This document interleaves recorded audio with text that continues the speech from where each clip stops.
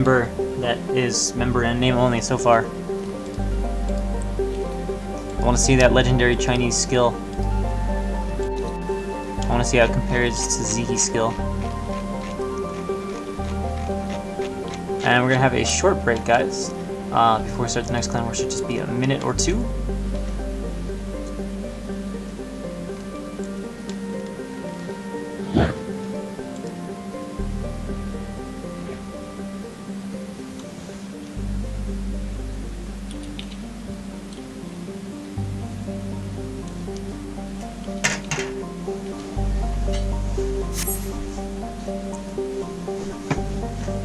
Holy shit. Thinks he's on the roster. He's on the roster? Oh god, please let him roster. And Dragon's the Joker, but Dragon's already in one of the sets. So Dragon can't replace Fangzy. So the only way is if there's a walkover for that set. Too bad it's Fangzy versus Zaraki. Not that Zaraki's bad, but I would have loved to have seen, like, I don't know, a PvZ or a ZBT from Fangzy. Like, Fangzy versus Skylime or Draw would have been really cool. No, don't say that too much. Pretty sure if you go around saying that you don't like ZVZ, someone from TLS is gonna come knocking on your door, give you a stern talking to. Oh, I like ZVZ. It's just I want to see Fangzy in his marquee matchups. Like, I want to see that power in a matchup where you can be, like, awed by the insane multitasking or whatever. Someone putting up Fangzy's Chinese name. China power coming to crush our league.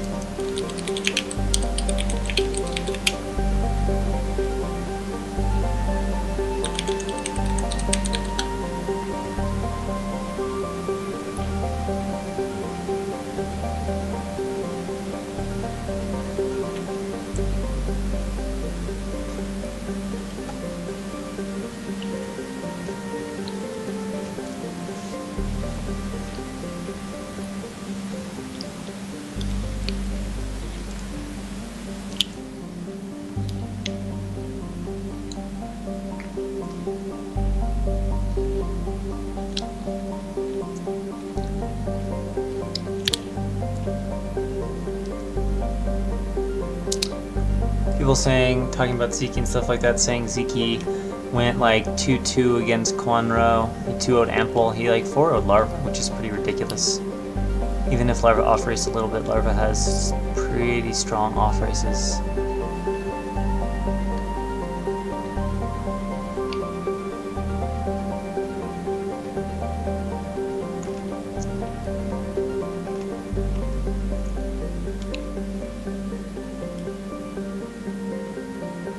Wow, Quano hit Aeon Fish, Haring Navi saying that is pretty high up there on the ladder. So hopefully we can start seeing some things. I mean, you know, people like to say Quanro, he just did all-ins and he wasn't that good. But if you look at him statistically, he was damn strong. You know, maybe with his style he didn't quite have the ability in individual leagues to handle the truly great players. But as a pro league player, he was really very good. I love Quanro. Like, he was one of my favorite players. And I was really excited when he joined SKT at the end, but unfortunately he really didn't play for him very much. So we have pessimistic Travelitarian saying, I think Fangzy will not show up, he'd probably walk over.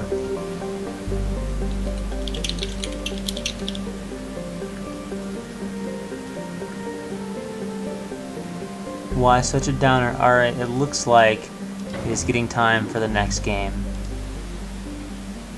More epic war shall now occur.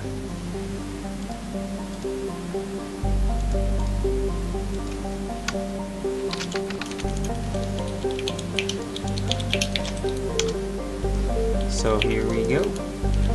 Let's have some fun begin. This is going to be pretty interesting.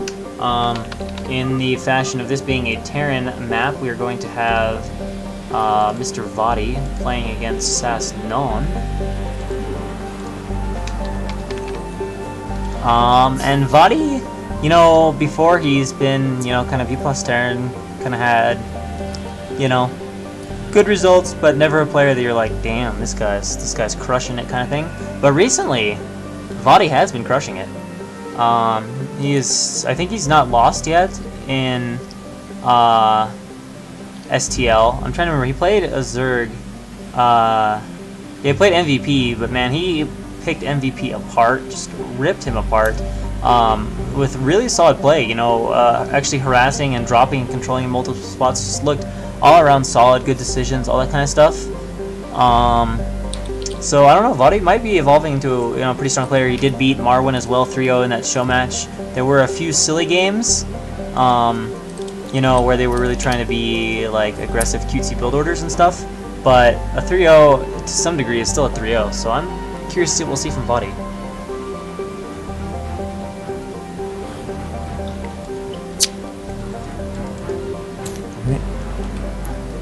I'm kind of excited because we have a TBT, and I like TBTs. I will second this opinion. Don't have a whole lot of opportunity to see them. I think that this is a pretty interesting map for a TBT. On certain maps, it is kind of possible to steer clear of super heavy dropship play, with enough dropships to be able to pick up just about your entire army. But on this map, I definitely think the dropships are going to be a vital part of it.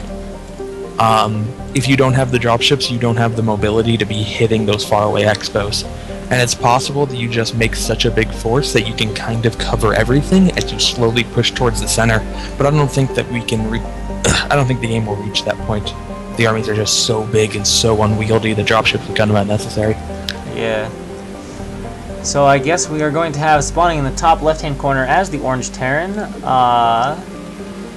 PsB. Wait, my colors are flipped. Whoops. Spawning in the top left-hand corner as the Orange Terran, we have Sasnon, and in the bottom right-hand corner as the Red Terran, we have Vadi. So let me switch those colors. I have mixed them up. That looks better. So yeah, I don't know. Known, I believe, who was it? It was a really entertaining TVT last week. It was Known against, oh yeah, some guy named Brielle. Played a crazy game, low eco kind of game. That was incredibly interesting to watch. But I think Known did come out on the bad end of the deal here, so we'll see how Known is looking like. And actually, I don't know Known's actual skill level. Like he's solid, you know, he's got to be at least B. But I don't know if he's like B, B+, A-, or what.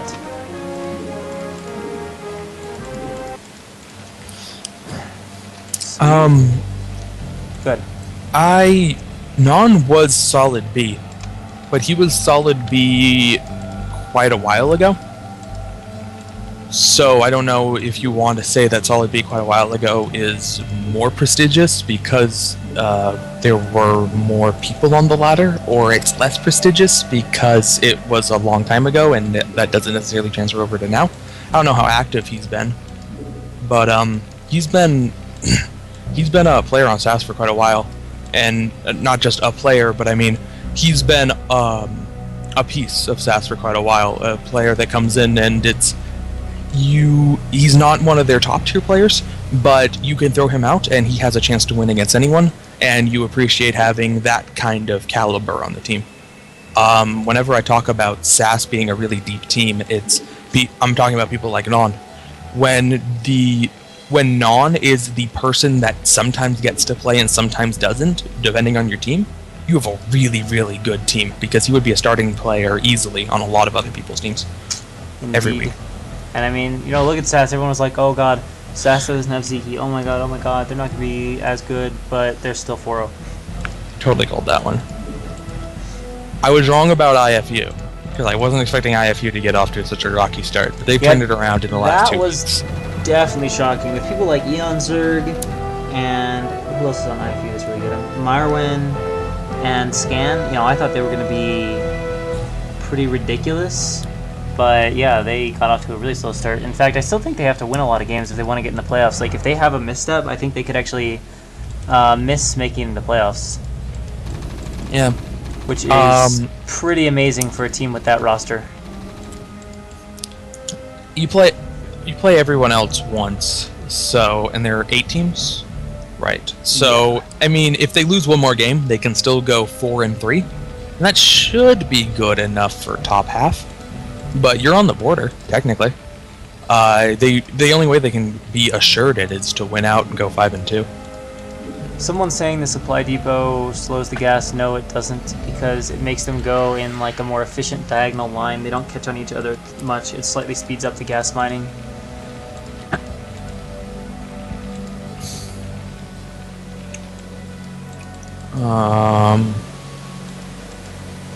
I don't know. I know that there are certain times where placing a building in the gas path alters it, but I don't know which player is doing the technically more efficient one. Alright, so Known is getting a starport, and Vadi's going to go ahead and expand off of one fact tank.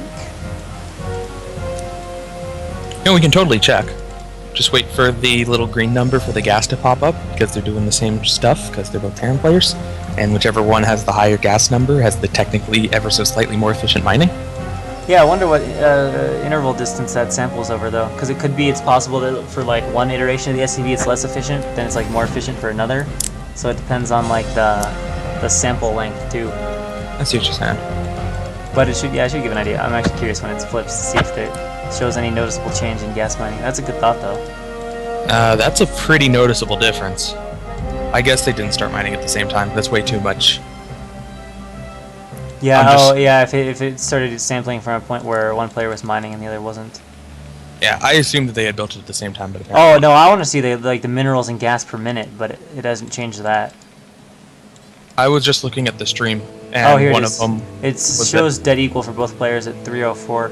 So if it makes a difference, it's not noticeable, but it's clearly not harmful. Alright, so we both have players doing a couple tank marine pushes. Nan gets the first marine kill, but Vadi also getting a marine kill. And now it looks like Vadi is going to push Known back. The issue for Vadi, of course, is it's going to be reinforced with some Reisus. Now it looks like Vadi is just going to shoot at the barracks, and Known is going to go home. Vadi making a few more marines. He's got his academy up. No comsats yet, though, just the academy. Why the academy if not for comsats?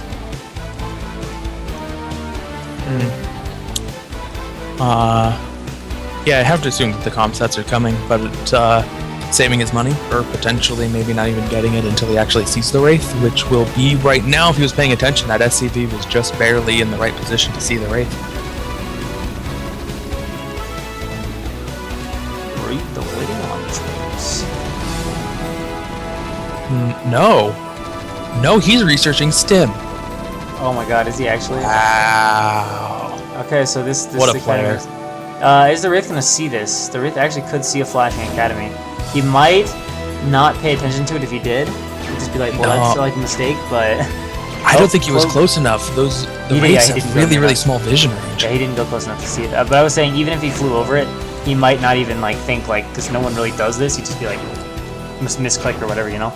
Or even not note it. Like, honestly, if I floated in and didn't see... like multiple barracks, I wouldn't think anything. Oh, good scan, and the Marines shoot down the Wraith. A little careless there of Known, losing that. Oh, did it see those two barracks? No, because he just put them down. I don't think the Marines saw that. Yeah, didn't see that, and didn't see the medic. But you would have to think that seeing more than 4 Marines in a TVT better set off some red flags. A second Wraith. It cloaks, flies over the bunker. Flies over the bunker, starts harassing the SCVs. Now, Vadi really desperately wants it to not go into the main. Scan goes down. Stim is revealed. Now, Known is going to know something is up because the Marines did just take a little shot up. And that is really unfortunate for Known because the Marines are such a gamble versus a normally tank-oriented lineup, but going for Wraiths, the Marines, I mean, you see how effective Marines are versus Mutalisks. Marines are way more effective versus Wraiths than they are versus Mutalisks. Known is going to have siege, and we can see Known is bringing one tank onto the high ground for better defensive capabilities. So say if Vadi got there before siege, it could have been a pretty big issue, but now that it's sieged up, he's adding barracks to the front. I think Known is going to be able to deflect Vadi's play here. We'll see how Vadi intends to micro this. I doubt he's just going to, a move in there. I think he's going to do a little bit of siege and trying to press in, but we'll see. you had a dropship, this would actually be really cool, but...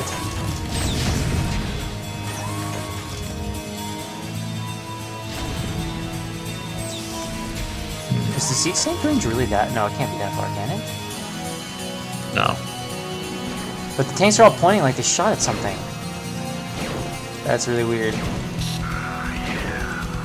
Scan! But the Wraith is able to fly away.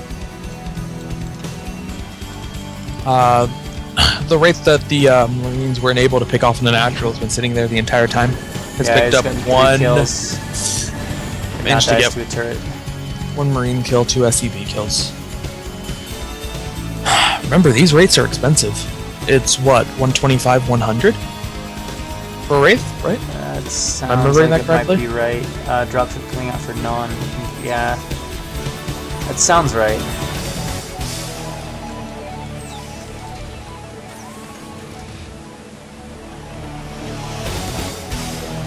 Alright. So, Academy for Non, he's going to be able to get scan for himself. Should be quite nice. He does have the cloaked Wraiths to do, excuse me, to fly in and get vision for the tank, so he doesn't necessarily need it for that, but still good to be able to scout out to see when your opponent's transitioning, because you would assume that eventually the Marine medic player would transfer away.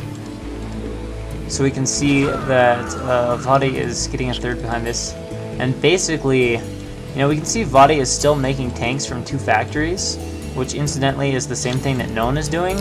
So in essence, Vadi is playing Marine Medic instead of Tank Vulture support, which is interesting, but I do think Vultures are a little bit better for territorial control because of mines and just their insane general speed.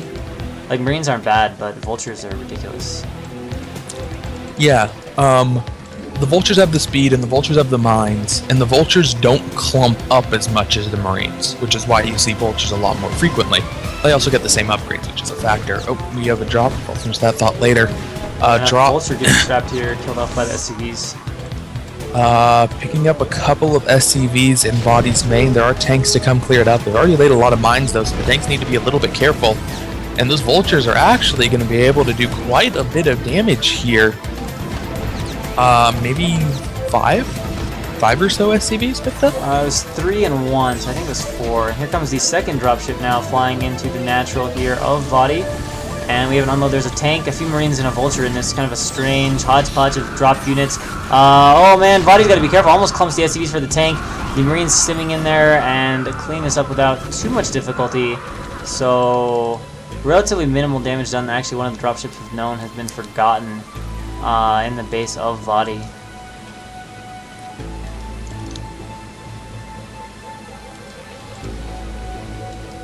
Whoops, a few units suiciding here at the front, and it looks like Known is trying to break this. Moving forward here with all his tanks. Vadi has about 4 of his own tanks being dropped on front, and it is more than enough here for Known, who is going to break up Vadi's contain without too much difficulty. Supply still favors Vadi though, because that third is up so fast. Still relying on his Marines and Medics. No sign of transferring out of that, and now he runs in with Marines and Medics against the unsieged tanks. This wouldn't be too bad, and Vadi is going to push Known back.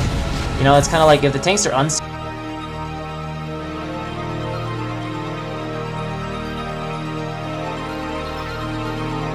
the Marine and Medic is pretty good against them, but the moment they siege up, terrible.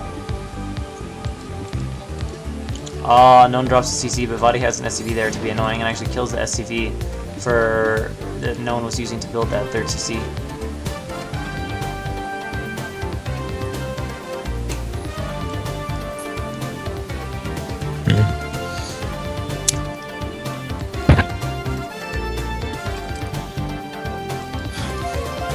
So, we really haven't seen the Marine and Medic play out terribly different than this would in a normal TBT.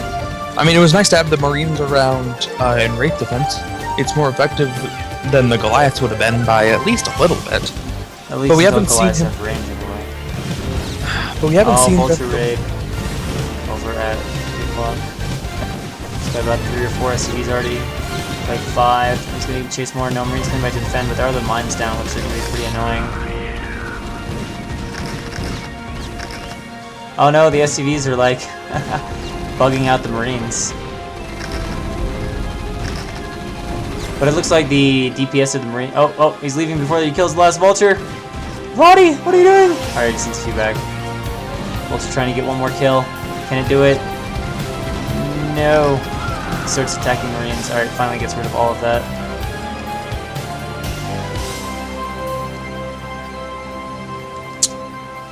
Well, credit to Vadi, he is still building Marines. I would have expected him to stop at this point. He has +1 attack upgrade for them even.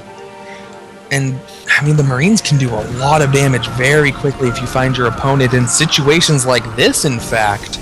But he is shooting up on a high ground, technically. Doesn't look like it, so his Marines are missing a whole lot. And now the siege tanks are sieged, and we're going to see, oh, so many Marines going down here. Yeah, but actually Vadi is breaking through, and the Marines were very well spread against the siege tank fire and able to take out a lot more stuff than I expected, and he's actually continuing forward aggressively with the Marines, and no one is probably thinking, what is happening here? He's finding himself 30 supply behind, dying to Marine Medic TBT. And Vadi has actually almost made it to the natural of known, and there are only one more tank out at the moment, but Vadi has like 8 entering the natural right now, and he's just going to siege up and contain the natural, and all known can do is say GG. Vadi with the Marine Medic innovative win. Huh. Oh, that's really weird. I guess it was that last Vulture raid, but Vadi actually won behind in minerals too, behind in resources. Despite having a third base for ages. But I don't know how that happened. That's some weird stuff, man. I don't even understand how that happened. All right.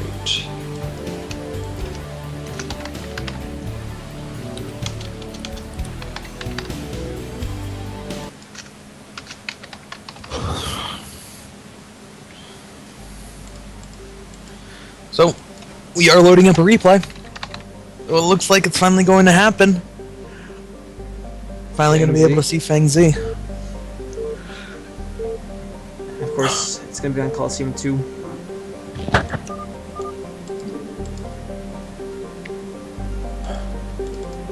Alright.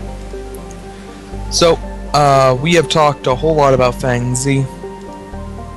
And there's a reason for that. When you talk Chinese StarCraft players, and Chinese StarCraft is a pretty freaking big scene, he is absolutely one of the legends. He's up there with PJ, he's up there with J-Star, he is creme de la creme from that scene, and it's really is an honor to see him playing against some of our best. I'm really excited to see him, and obviously you've been mentioning it since the very beginning. Indeed. I'm quite curious to see this prowess in action. And of course the map is Coliseum, which is a 4-player map. It's got a fairly standard layout with an easy to take, well, natural is actually backdoor natural. You can defend it really easy. It's kind of this long narrow choke. And the third is fairly easy to take too, because you can just camp the high ground, this narrow entrance to defend, and just chill the backdoor. Of course this is ZVZ, so yeah, it's improbable we will see thirds being taken. It's a little bit odd for ZVZ because it makes one base play kind of irrelevant. It's something where if you're planning on going one base, normally you have the advantage of, well, at least if I need to defend, I'll have to defend the top of a ramp and that's it. But on this map, you don't have a top of a ramp, you have an same ground choke. It's a little bit bigger than normal, but at the same time, it's the exact same choke if you have one base or two. So I would believe, on one hand, you can attack better because you don't have to go up a ramp. On the other hand, it's exactly the same in defending if you're, excuse me, if you are one base or two. There is also that patch of creep, which I think it was Zaraki we saw way in the beginning build a sunken there. Was it Zaraki?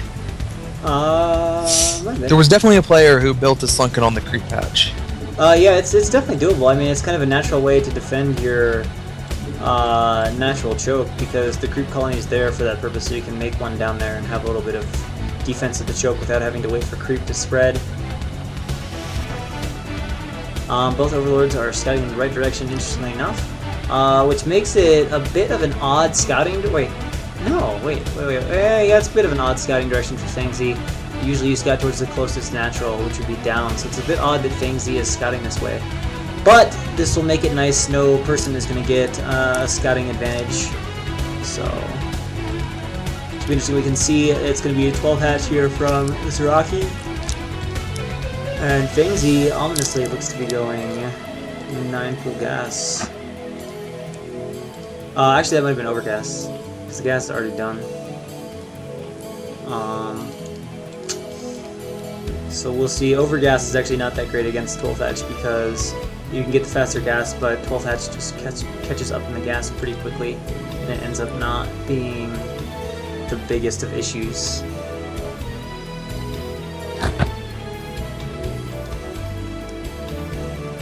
Looks like Ling speed on the way though immediately from Feng Zi. And 6 Lings are out on the way.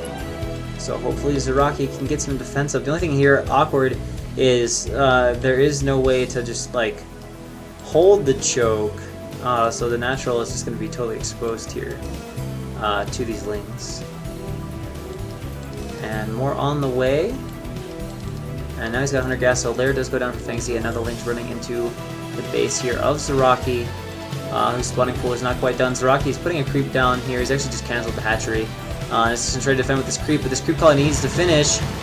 Feng Zi just goes immediately and starts attacking the pool, which is actually really concerning. He's going to do a lot of damage on the pool. In fact, he might kill the pool before the sun is finished. A few Lings are being pulled right now.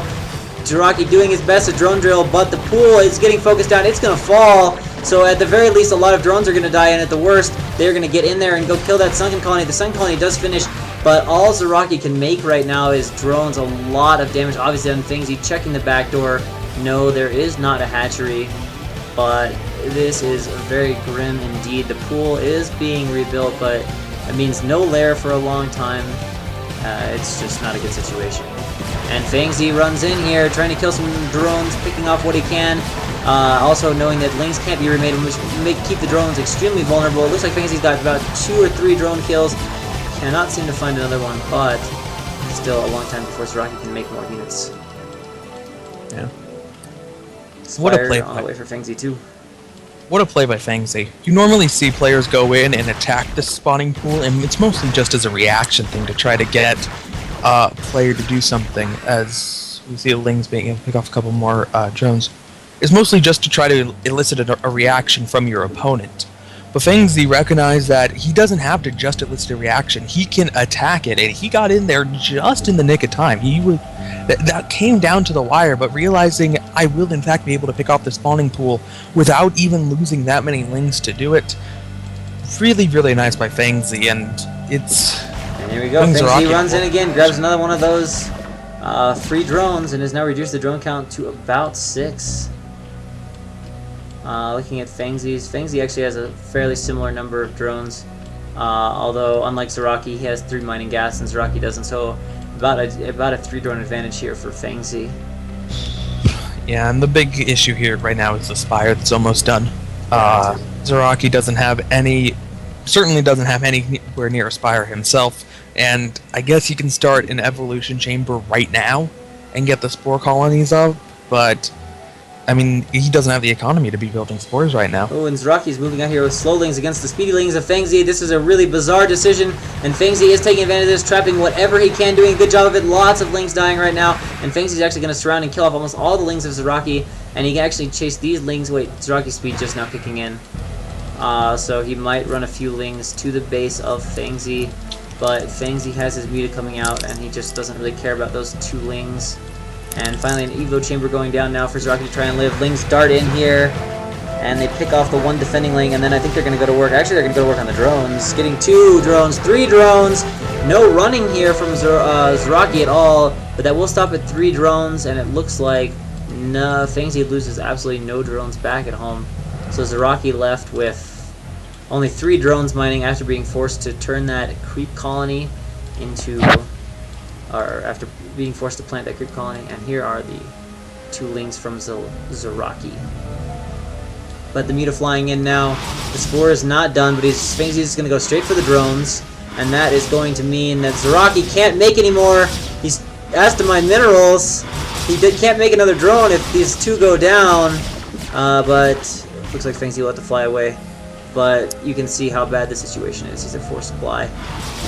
Two Lings are doing some damage. We got one drone kill here so far. Not able to pick up a second though. And Zaraki sending the last of his few Lings over to Fangsy's base.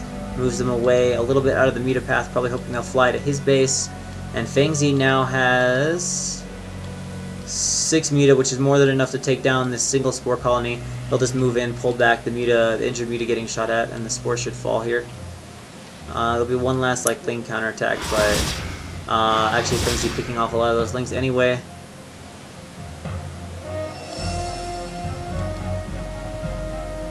Yeah, you're right. Fangsy really doesn't need to mess around with this. All he needs to do is just click on the... Oh, he's got Muta advantage, so he's just going to try to creep colony the bottom of the hatchery. Yeah, bring in a second drone, so that's another way to get the win too. I'm surprised he doesn't cancel it and reposition that. Yeah, now he's going to reposition it.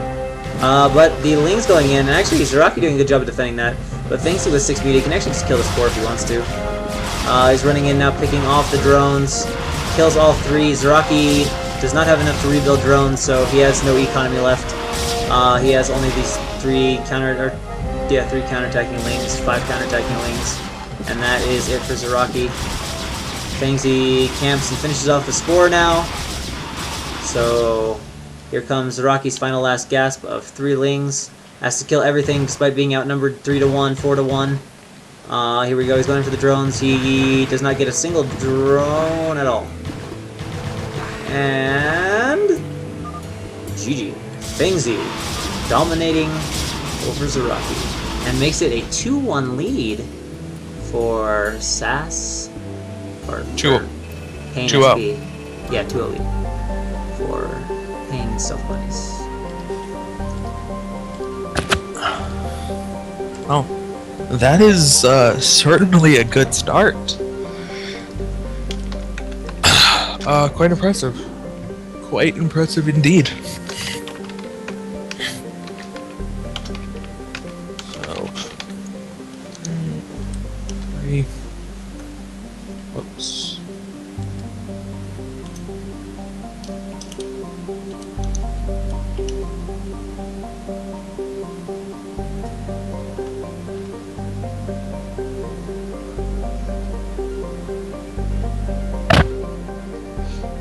Alright.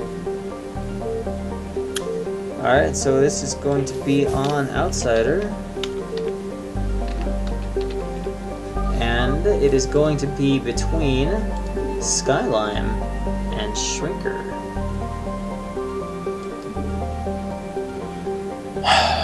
Alright. So, this is Skylime, obviously the really talented Terran player. This, I mean, he should be able to put SAS on the board here. Shrinker's not bad himself, but really talking about 2 different caliber players here between the 2.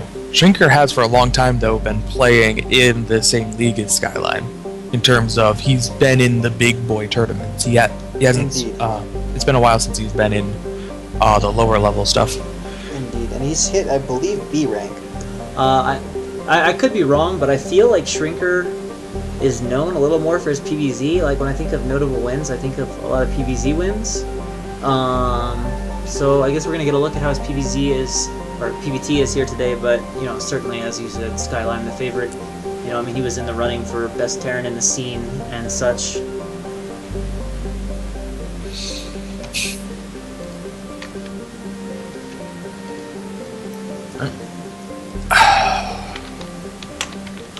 And of course, map Outsider, we talked about a little bit.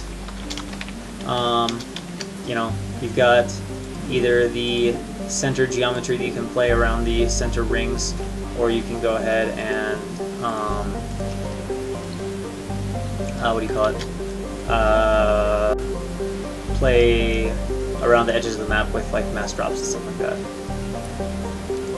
Alright, so spawning in the bottom position as our red Terran, we have SAS Skylime. And in the top position as the blue Protoss, none other than Dr. Shrinker.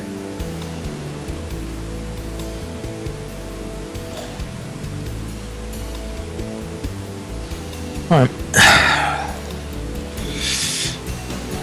So in the last game we saw in this, we saw Protoss go for the Reaver Gambit, try to get some damage done, really didn't get enough, and after that point there wasn't a whole lot left to be played out in that game. It was just a matter of Terran not making a silly mistake and then slowly being able to take the win. That was disappointing control though for me. Like that Reaver should not have been that bad and been lost that way, but he just kind of like flew over 2 turrets and didn't make a significant effort to change up what he was doing.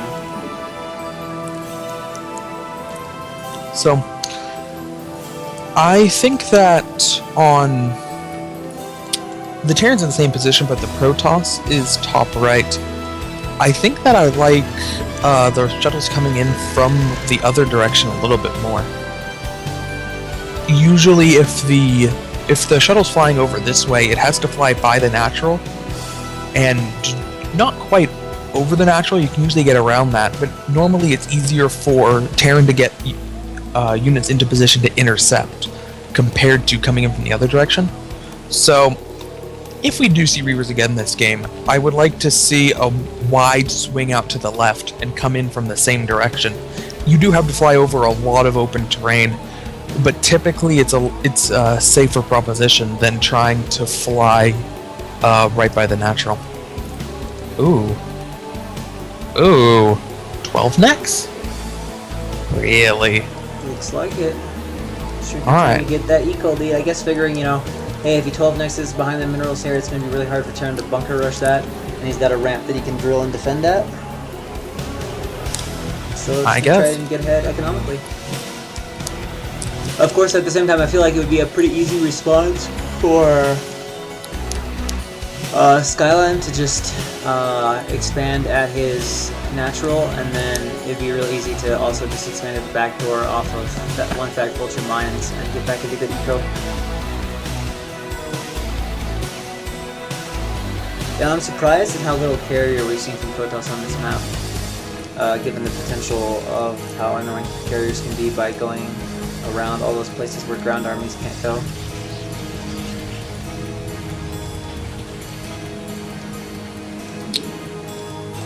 And yeah, Shrinker's really confident. He's actually not making the second gateway, he's just going straight, like, one gate, Robo, Dragoon. Okay, here's the second gateway. But no, not opting to make any Zealots.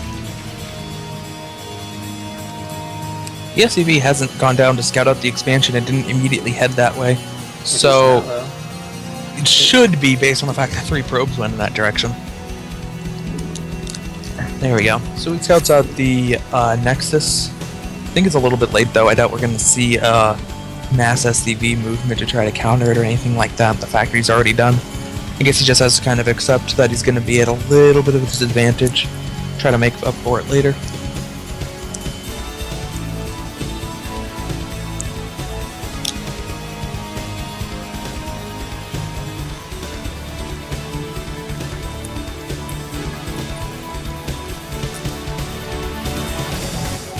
Shrinker just leaving a probe outside the front there to scout for any sort of like FD or bunker rushes.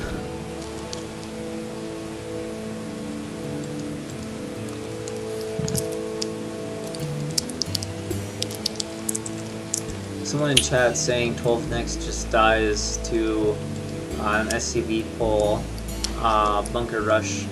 But while a lot of times on a ramped map, TOS will lose the nexus to that. It's very rare that TOS all out dies, but in this case, with the ramp, that is absolutely false. It would be pretty easy for Shrinker to defend just with probe drills, and it would not be a big deal at all. And there'd be no way he could efficiently bunker. You know, I mean, TOS can sometimes even defend BBS, and this would be not even as hard to defend as BBS. Well, the one Vulture though out, Skyline making the Vulture first, trying to get a few kills. Oh, he's actually got mines, which is pretty annoying. Shrinker will need to be careful about that. Zealot's doing a nice job though, taking the damage. Vulture does get a kill before it is killed in turn, but safe for now.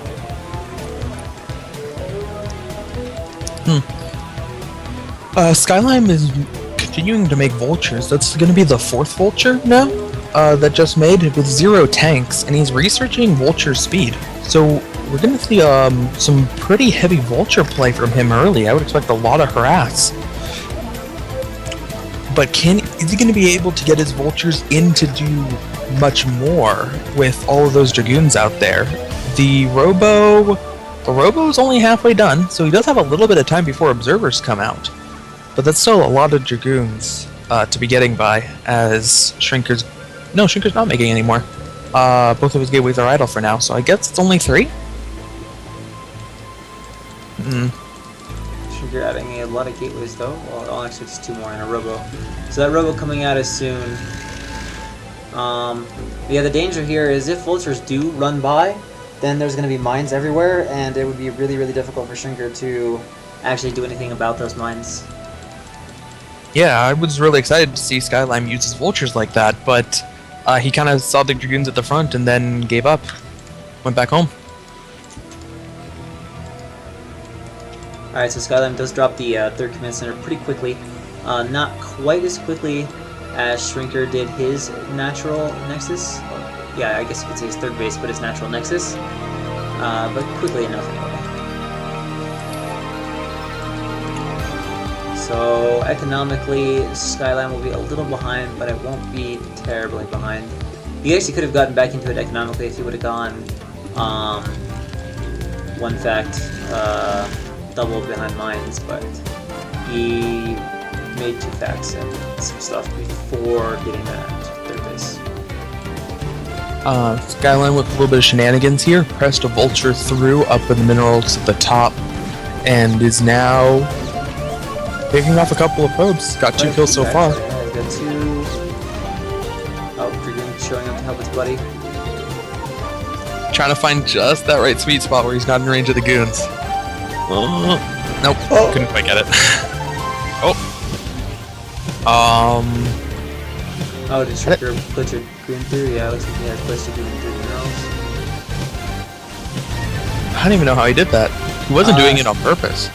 Oh, he wasn't? Because you could the way you normally do is you put a goon in that crevice, and then you put a probe there, and you glitch out the probe, hit stop, and it bumps the goon over. Yeah, but it just accidentally did that with the probes mining. Huh.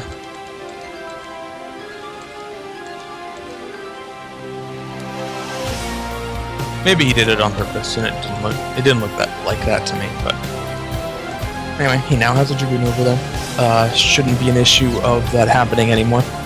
Drop Skyline now entering the main. He has dropped a vulture early, alerting Shrinker to the presence of this drop. Flying behind the minerals, Vulture's out, Tank is out, Tank does not siege up. Now Tank sieges up, but the probes have already transferred. So I think the damage from this drop is going to be reasonably minimal. It's going to be a little bit of lost mining time, a probe here or there, but no significant damage. Shrinker's just got to be a little careful getting... Oh, he's actually got a shuttle, so he's just probably going to drop a Zealot or 2 on this and Mind Drag this all. Although it looks like now unsieging. Here we go. Here comes the Zealot for the Mind Drag. It's okay, one trying to Mind Drag again, but the shuttle arrives for... Oh! Loses a few units carelessly, and the dropship is going to... Wait! He may have made a mistake! Oh, that was close. That was close. Almost lost that dropship. He could also be incredibly annoying and put a bunch of tanks on this high ground. I was just thinking that. That'd be so annoying if you were doing like a 5 fact and you brought like a dropship and put like 4 of your tanks up there to press into the natural. Now it looks like Skyline is hitting his eco, a point where his eco really starts to turn and kick in as he's adding a ton of facts and his money's still pretty high. I can't remember. If you put siege tanks on the high ground there, can they reach the Nexus? I think they can. They might be able to. It's iffy though. It's a full screen.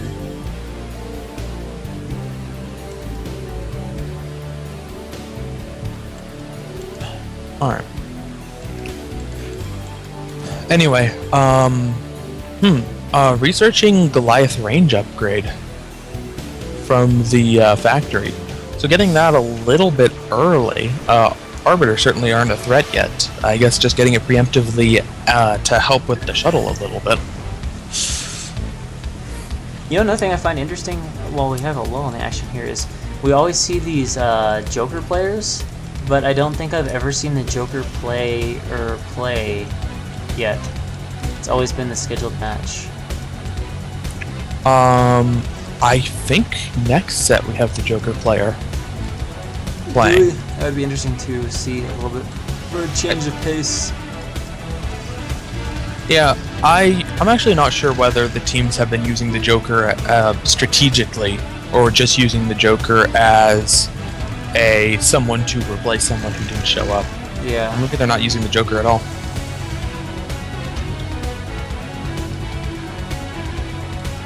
Alright. New dropship loaded up for Terran, loading up with a tank and 2 Goliaths. Observer probably spots it going out though. Yeah, I think the Observer saw it.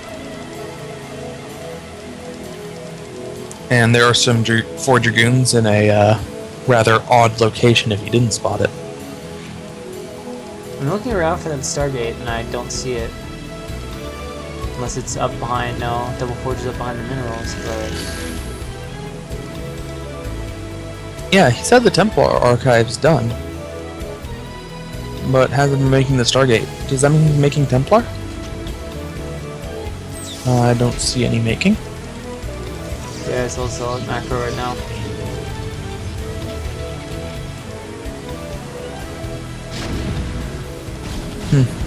Alright, does end up dropping the Goliaths in the tank behind some minerals over on the right side of the map. Took a couple shots at the Dragoon, but neither player suffering casualties.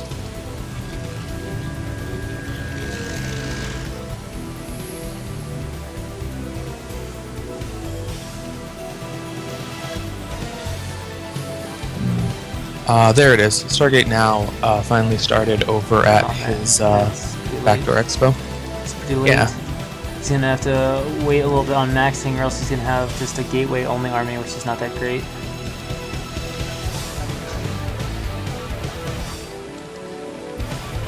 Alright, so it looks like Skyline is rolling out, although his units are kind of having difficulty. He's got to be really, really careful here. Shrinker could easily fight his army in little pieces here. I'm a little surprised. It's a bit shaky pushing here from Skyline. You can see a big, wide arc right now being formed up for Shrinker as he prepares his army, but it is kind of a weak composition as it does lack any sort of tech period. I mean, there's not even so much as a Templar in this army. It's truly a gateway army, and Shrinker trying to spread his stuff out as much as he can here.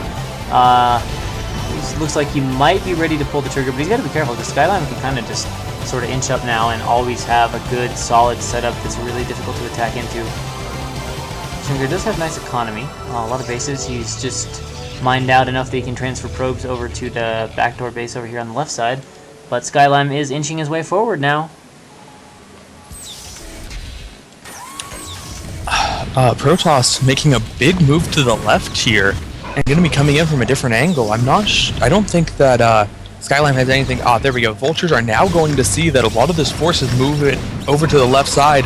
And now that's Protoss's cue to move in, and moving in with everything. There's not actually a whole lot of units coming from the direction of the base. It's almost all coming in from the left. The Vultures, though, are all behind the tanks, so we should be able to do a lot of damage to them. There are more tanks that are moving into position in the back now. So many Vultures are left, but not a whole lot of tanks. The Protoss is actually focusing down the tanks, trying to take them out, but big mine hits on the goons. And that's going to be too much. Shrinker is going to be forced to retreat. Big damage for both players there. Yeah, but unfortunately, Shrinker just lost his entire army, and Skyline did not, which is always a really, really unpleasant situation for the Protoss. Also, one thing I want to mention about a control group of Shrinker's goons, we're on walk command there, and we're not fighting in that battle till almost the very end when he noticed it. It was kind of the bottom-most goons in the battle, so really big miscontrol there by Shrinker that definitely helped change the outcome of that battle. And now, of course, he's going to lose his natural nexus pretty quickly, and maybe the shuttle, he's got to be careful. All that shuttle has only zealots in it. And I just don't know if he's going to be able to re-macro enough. I mean, you know, Skyline can't really kill his bases because they're all around the ring, but he can just set up this insane contain at the front of the natural, and then the only thing that would be left available as an option to Shrinker is to recall.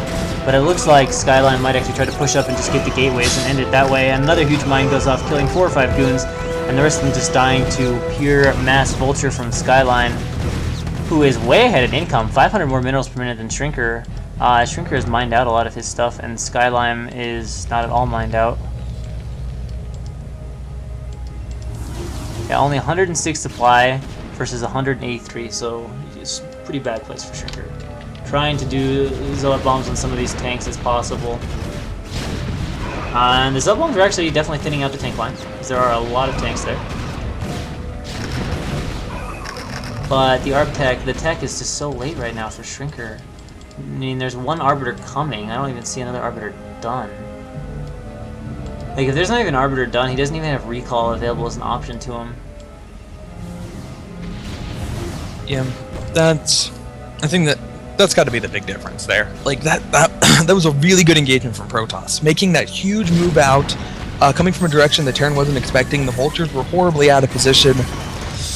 But you really just still need those Arbiters, because even if Terran is completely out of position, their stuff just does a lot of damage anyway. So, yeah, give a lot of credit to Shrinker. I think that was a really good engagement, but it didn't turn out well, and Arbiters would have made quite the difference. New attack coming on the left side to attack one of Shrinker's few remaining bases. In fact, it's just the base in the top left and his own main. So once the siege tanks pick off the probes, pick off the cannons, it'll just be the mostly depleted minerals in the main left for Shrinker. Yeah, Shrinker's pretty much out of money now. And it looks like maybe Skyline wants to go up the ramp. I don't think he has enough stuff to do this quite yet, although he's reinforcing with a ton of units. But there's actually a lot of Protoss in the main. At the same time, the eco for Shrinker is gone, so once these units die, that's pretty much it on units. Will this be enough to break out for Shrinker? I really doubt it going down the ramp, although he is eliminating slowly but surely a lot of the tanks, but he's also losing tons of his own units at the same time, and obviously lots of them just kind of derping out in the base from the awkward pathing and not knowing what route to actually take to get out of here. I really want him to activate those mines! And so close. GG is said. Skyline showing that he's indeed a stronger player in this game, and makes the score 2-1 in favor of Paint Self Place.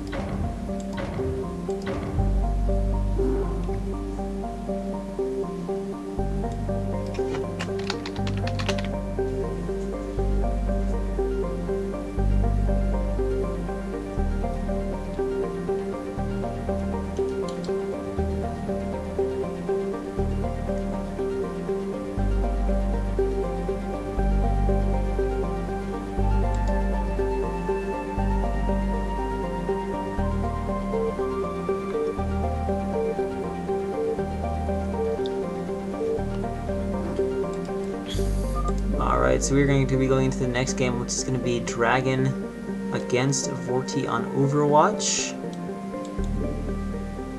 And, yeah, I don't know who has the, I mean, I think it's A- against A-. They're both, decent players for sure. Dragon, of course, has been on very nice form here recently. You know, obviously he had his, what was it? Did he finish 3rd or 4th in TLS? I can't remember if he won the 3rd place match or not. But either way, he finished 3rd or 4th in TLS and played Ziki tough. Actually took a game from Ziki as well. and Vorti a strong A- Zerg player from SAS. So this should be a pretty good matchup. Given Dragon's recent form, I want to say the edge goes to Dragon, just because he has been winning a lot, but we'll see. I would definitely give the edge to Dragon. I think that his PvZ is really strong.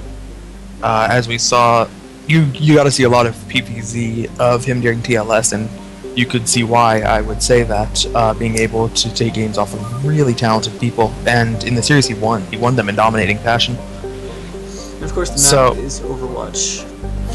Yes, the map is Overwatch. Need to take a look at the map statistics. There's not too many games, 4 and 3 in ZVP, but that's such a small sample size, you know, it's hard to deduce a ton from that and know if it's just matchups and hot players on certain days or whatever, you know. Right. But this is a fan-made map, so there has not been as much complaining about this one as there has with Oxide. Oxide's really the one that's bared the brunt of community ire and Imbonus rants.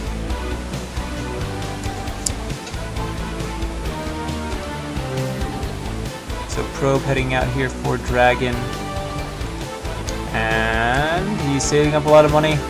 He's saving up a lot of money. There's the pylon. So slightly late pylon. He's going to be a little bit supply blocked. Didn't drop it until he had like 170 minerals. So he's going to suffer a slight block here. Nothing too dramatic though.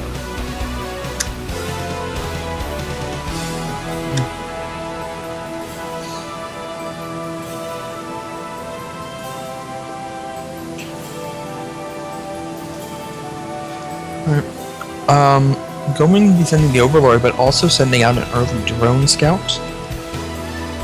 Little bit unusual from Vorti here. Yeah, since the Overlord gets there right away, it's two-player map. You're guaranteed to find him. So yeah, a little bit interesting. I guess he's just going to confirm if the Dragon is in fact, you know, going forward to expand, unless he's going to do something ridiculous like make a proxy hatch. No. I definitely don't think he has any intention of doing anything weird. I think it's just scouting to see if he can take advantage of whatever Dragon's doing. Either take advantage of a really quick Nexus or take advantage. Oh, what? I don't know if well, never mind. Either this is actually a proxy hatch or this is a hatch block of the Nexus. I'm actually not sure which.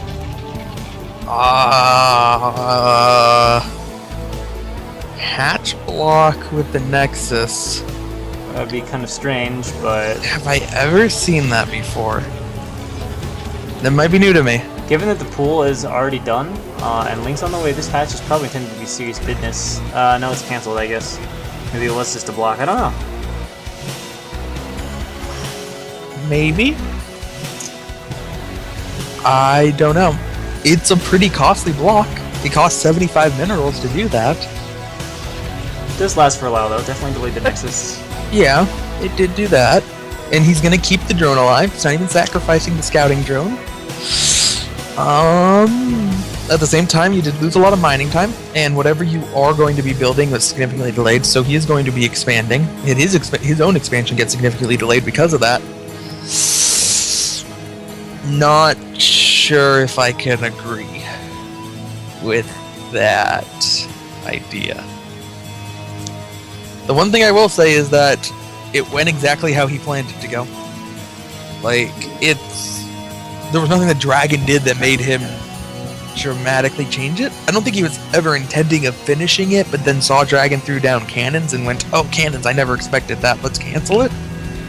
So whatever Vorti was planning, he should still be right on track with his plan.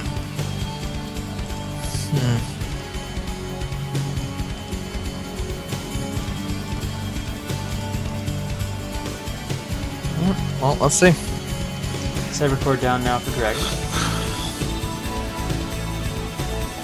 Also worth noting that Dragon did build 2 cannons, but cancelled one of them as soon as the drone left the base. Vorti is placing his 4th hatch extremely fast. I think we're going to see 4-hatch Hydra or something like that. Because that hatch, he's got a 4th hatch at 15 supply, and he's also delaying his lair too. Cody's group, who knew? Right. Well, the probe did scout out he scouted out the hatchery in the natural, but technically hasn't scouted out the one of the third.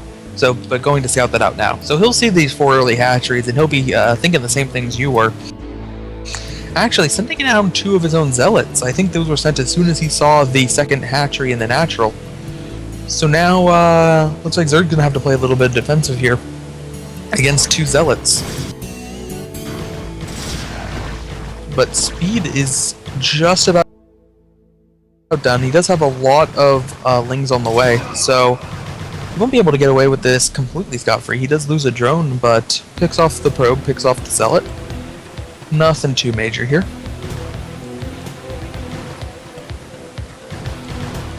Yeah, this is something Bisu loves to do. Does all the time, but like he'll constantly send zealots, like even from one gateway. Like, he'll just send one to one base and one to the other. And even after Zerg has like 12 lings, he keeps sending out like 1 zealot, which is, I've always thought was a little strange because it does seem like he loses it, but maybe he's just hoping the Zerg doesn't keep up with the multitasking or something. And there's the Hydra Den indeed, so yeah, we're looking at some 4-hatch Hydra. We got +1 upgrading right now for Dragon. We've got the Stargate obviously done, Corsair on the way. The Hydra should be popping fairly soon if he doesn't want to lose any Overlords. Although one is getting attacked now. Oh, the Lings run in, going for the 1 cannon. The cannon is down. There are 3 zealots, and now we're going to have a major Ling run by into the main here. So here comes Vorti always going for the pylon, powering the gateways. That is actually worth attacking and might be killable. Oh man, this is going to be close. He's trying to run him off. The pylon is going to fall down, and unpowered gateways galore. That is going to slow Dragon's production a little bit. Wait, what? What? Oh, pause the replay. Oh. I can't. Alright, I mean, I'm going to pull the overlay off and see what time we're at so we know where to stop. Apparently we're online again? We're back? We're back? Okay, never mind. Alright, so what do you guys miss? You missed a Ling run by. Exciting part. A Ling run by, a cannon was killed. The Lings ran into the main. They killed the pylon right here that was powering all 3 gateways. They were left unpowered for a little bit. For a little while, Dragon hurriedly rushed up more pylons so to power them and suffered only a short duration unpowered. Also, 4-hatch Hydra. That's like the quick and dirty synopsis version of what happened. So we got zealots on the way and the gates for Dragon. We got the cannon being rebuilt. Archives coming up. Robo is not being made yet. So he was going for 4-hatch Hydra, but he started the lair even before the Hydralist Den finished. So I'm curious what the plan for the lair was. Did he just want to give himself the option for the Spire? Because he is getting the Spire now. I guess he was never planning on really committing to the Hydralists? Yeah, I don't know, or it might be the fact that Dragon is doing 4-gate speedlots now, which is pretty powerful against 4-hatch Hydra, because you get in this position where the speedlots are enough to keep up with your Hydra, and you have to keep making Hydra and not drones, so you get in a pretty uncomfortable spot economically. So it might have just been kind of a response to that, just like I'm going to get Sunkens and transition out.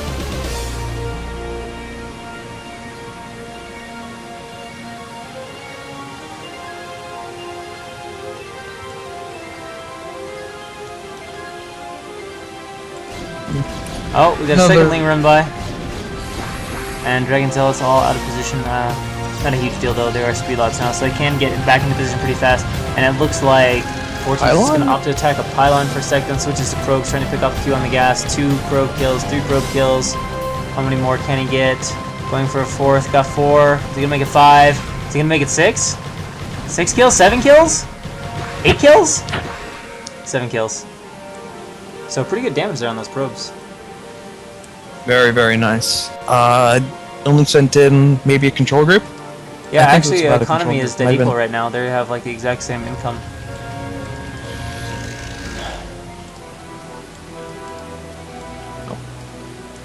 Just started Overlord speed, should help out against the Corsairs a little bit. Also, may have noticed, might have possibly noticed that there was a DT there. And the DT was helping kill off the Zerglings. This looks a little bit bad for Dragon though. And by that I mean this flock of flying creatures. That's gonna do a little bit of damage. Nexus should be canceled. There we go. Not sure if the cannon was canceled. He's starting Corsair production though, so not as bad as I thought. Only has 2 of them right now though.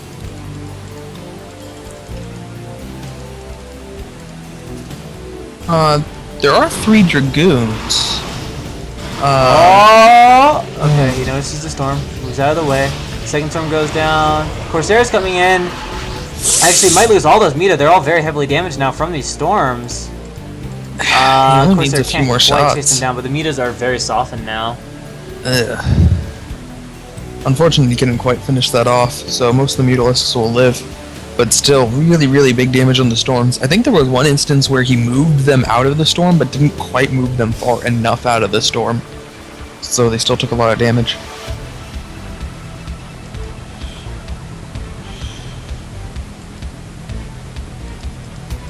And now some lurkers coming out for Vorti as he gets Hydra speed as well. Meta's still flying around again, beginning to regain some health, but very, very low on hit points. And now Vorti moving out with his little army.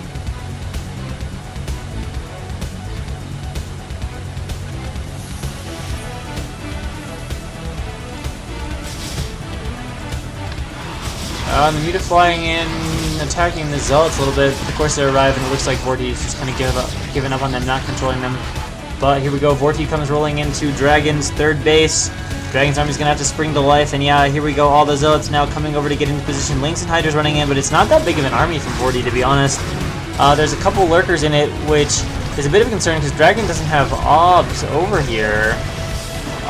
Storm goes down, but really a dud, hitting only the lurker, and the Hydra definitely gonna force the Nexus cancel. So Dragon is getting his third delayed for even longer now. Templar moves forward, this Storm is quite a bit better. Doing some decent damage on these Hydra. And Dragon, well, Dragon has a fairly scary army. He does not have an obs, and he is currently waiting for that. It's only about a third done. Thankfully, obs build pretty quickly.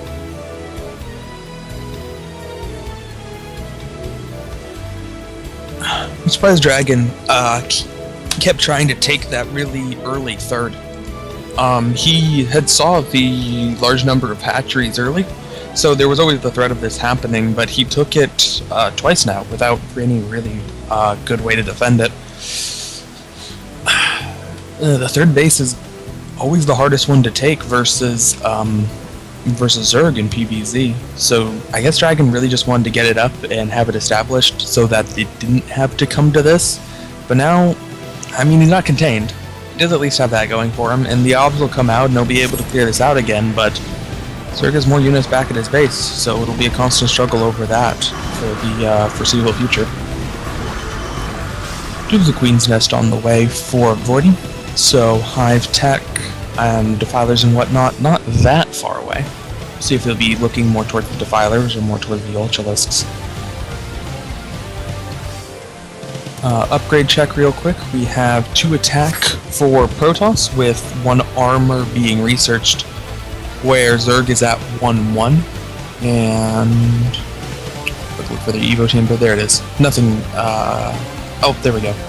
Is getting plus 2 attack, so they'll both be at 2-1 in a little bit. DT scouts out the base in the bottom left. Hydralisk coming to try to stop him, but oh, the Overlord's not going to get there in time. This DT's actually going to be able to kill the base, or not. Oh, and it does die, and now it cancels, so a bit annoying there for Vortian by a bit. I mean, quite annoying. Dragon beginning to put together an army now himself. Has a decent number of goons in there. I don't know where all his lots are, though. Oh, sending his lots down to the bottom, leaving the goons behind. And a ton of units now out for Vorti. Although a lot of them are just Ling Hydra. So all of those being just standing sent there, in silent. here to attack the third base. There are a lot of Templar there with storms, though. So if Vorti moves in here a bit clumped, the storms are going to do pretty tremendous damage. A lot of goons too. I don't really know if Vorti can break this, but he's going to go for it. We'll see what happens. These Lings are not Here he high, goes. so they're not that strong. Lings running in. Lurkers coming in now for the surround. They're burrowing awfully clumped, though, although the reaction from Dragon is incredibly slow. Finally, some storms going off now. But a lot of damage actually has been done, and Vorti might again break over here into the third base, although still a ton of goons left back here for Dragon. Storm's going off on everything, and it looks like Dragon will move up and clean that out here in just a sec. The Nexus is going to be left alive. So at long last, Dragon will be allowed to get his third base as he goes ahead and clears out all those lurkers over there. And that really not the best attack from Vorti. Really bad attack, honestly, leaving Vorti. Dragon about double supply, and Vorti still without a third base. Or fourth base, rather. So gonna have a lot of problems now. He's remacroing a bunch of links. He does have his hive done. He's getting crackling, so that's gonna get pretty annoying.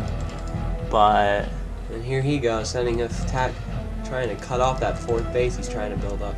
Dragon sending down another wave of zealots. Can come down here, and I don't think anything of Vorti's can make it back in time. So I think Vorti again is gonna have that fourth base tonight. He's only left one lurker, which Dragon will not be especially concerned about. So Vorti's gonna need to cancel this. Small group of links moving in here. I don't know why. He's not going to do anything with that. Yeah, again, forced to cancel. Observer actually sent down there, so he's actually able to even clean out the lurker. And Dragon just really consolidating a pretty large advantage, sending lots of lings over here to fight these zealots. I think Dragon actually will just pull back and fight the rest of this. Nah, he's just going to fight the ramp. So with the support of those lurker, those zealots will finally get cleaned up. But I think at some point here, Dragon is going to move out with this army, and he's just going to keep denying this fourth base and be in pretty good shape. Lurker Ling, pretty much the composition of choice right now for Vorti, and there are a ton of lurkers on the map. That's the one way he might get a fourth, is if he's able to put a bunch of lurkers up on this high ground. Then Dragon's going to have a real difficulty busting up there, but there's still the possibility that Dragon can just kind of break in general, and Vorti's sending out a bunch of Lurker Ling this way and a bunch of Lurker Ling this way. So it's really going to come down to, you know, does Dragon have good control and good storms against these lurkers? If he does, he can absolutely murder this army.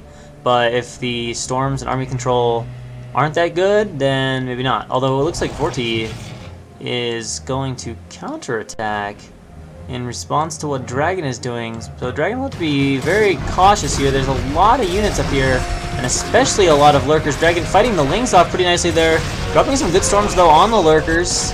Not able to kill them though, but he has definitely softened up this counterattack Dragon's coming back significantly. But that is a ton of lurkers. Really, I mean, that's a lot of lurkers. Some of them are actually trying to run into and up to the wall, but that's not working out for them. As what is a wall? And oh no, Dragon, not across the bridges! No, sweet Jesus, no! You know better. You can't come across the bridges. You need to come up over the high ground. And Vorti's gonna send a bunch of lings over. Finally trying to take way. that fourth base again. His ops might die if he sees it. Dragon himself getting a fourth with like a ridiculous number of cannons. Dragon, why are you doing this to me? Why are you coming across the bridge? I don't understand. I mean, I guess, you know, goons sort of trade versus lurkers, but we got an attack from the backside too. Swarm going up, but pretty good storms from Dragon getting rid of all of that, and he spreads his army nicely against all of that, picking off the rest of that, but definitely still has the issue of these lurkers in front that are taking up a lot of his time, and it might give Vorti the time he needs to get a fourth base established. Dragon trying so hard to kill this Defiler under Swarm, but sadly it's totally impossible. And finally Dragon has killed out these lurkers enough that he can move across the bridges, but the lings are being sent in pretty consistently from Vorti. But I think Dragon's Goon Mass will finally clean up all these lurkers. A few more Hivelings running in, but lurkers are dead, so their damage will not be that significant. Supply stabilizing, still a pretty big advantage for Dragon, but not overwhelming supply lead. And Vorti has kind of this slight little window before he mines out, whereas Eco is actually a bit stronger than Dragon. But then Dragon's going to be on 2 base, and Vorti's going to be on 2 base, and that'll be pretty rough. Blueprints are being found by some lings, and a few of those guys are dying, but soon they will reach the safety of the cannons. And Dragon's army also coming over to help escort the rest of the probes from this major transfer, and now Dragon's Eco really going to pick up again.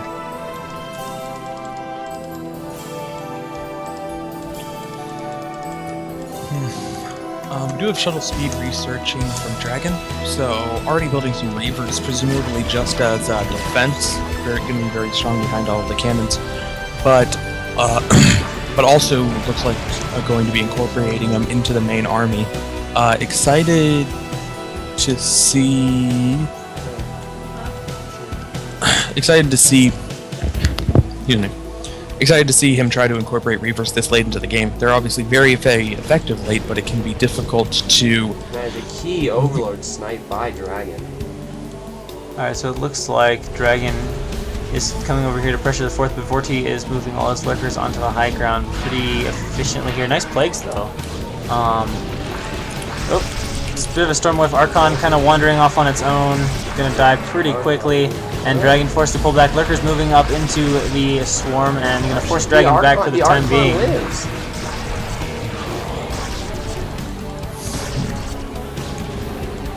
Of course, Dragon still has a route that he can use to pressure that third base, but it's firmly Lurker spored, so he's not going to be breaking this fourth base of Vorti anytime soon, unless he has a bunch of Reavers over there or something like that. And Dragon trying to take a fifth behind this big army. This should be enough to break through the Sunkens. Maybe the Sunken's at the third base, but the fourth going up through a ramp with Lurkers, no way. Well, won't find out. Going to be going for the third base instead. There are a whole bunch of Lurkers at the third base, though. He needs to reposition that army. He's got a lot of storms, though. I mean, and these Lurkers are surprisingly clumped. I actually think if Dragon picked up on how clumped they were, he could actually pressure his way through that. But I think he's just trying to make sure he doesn't lose his army here while he's getting up his fifth base. He doesn't want to actually lose the army and then lose the fifth base from overcommitting to something. And he'll be fine. Dragon sending a Templar, it looks like, over to that fifth base. And now Dragon is going to move over to this fourth base, but again, he cannot attack up here. There's just no way. That thing can literally hold off 200 Protoss army, unless there's Reavers to shoot up the ramp or something. And my god, that is so many Lurkers. But I guess when you have 3 gas, or 4 gas, and you're making no Hydra and turning them on the Lurkers, you can have quite a ridiculous number of Lurkers. Protoss sitting about 60 supply ahead right now, so pretty good advantage for them. Probes are now coming to his fifth base. Yeah, and if Vorti could find a way to grab another base or two, he could find himself back in this game, but he does not currently. I think it's going to be really difficult for him to do. Unless, of course, Dragon were to make a blunder and lose his whole army.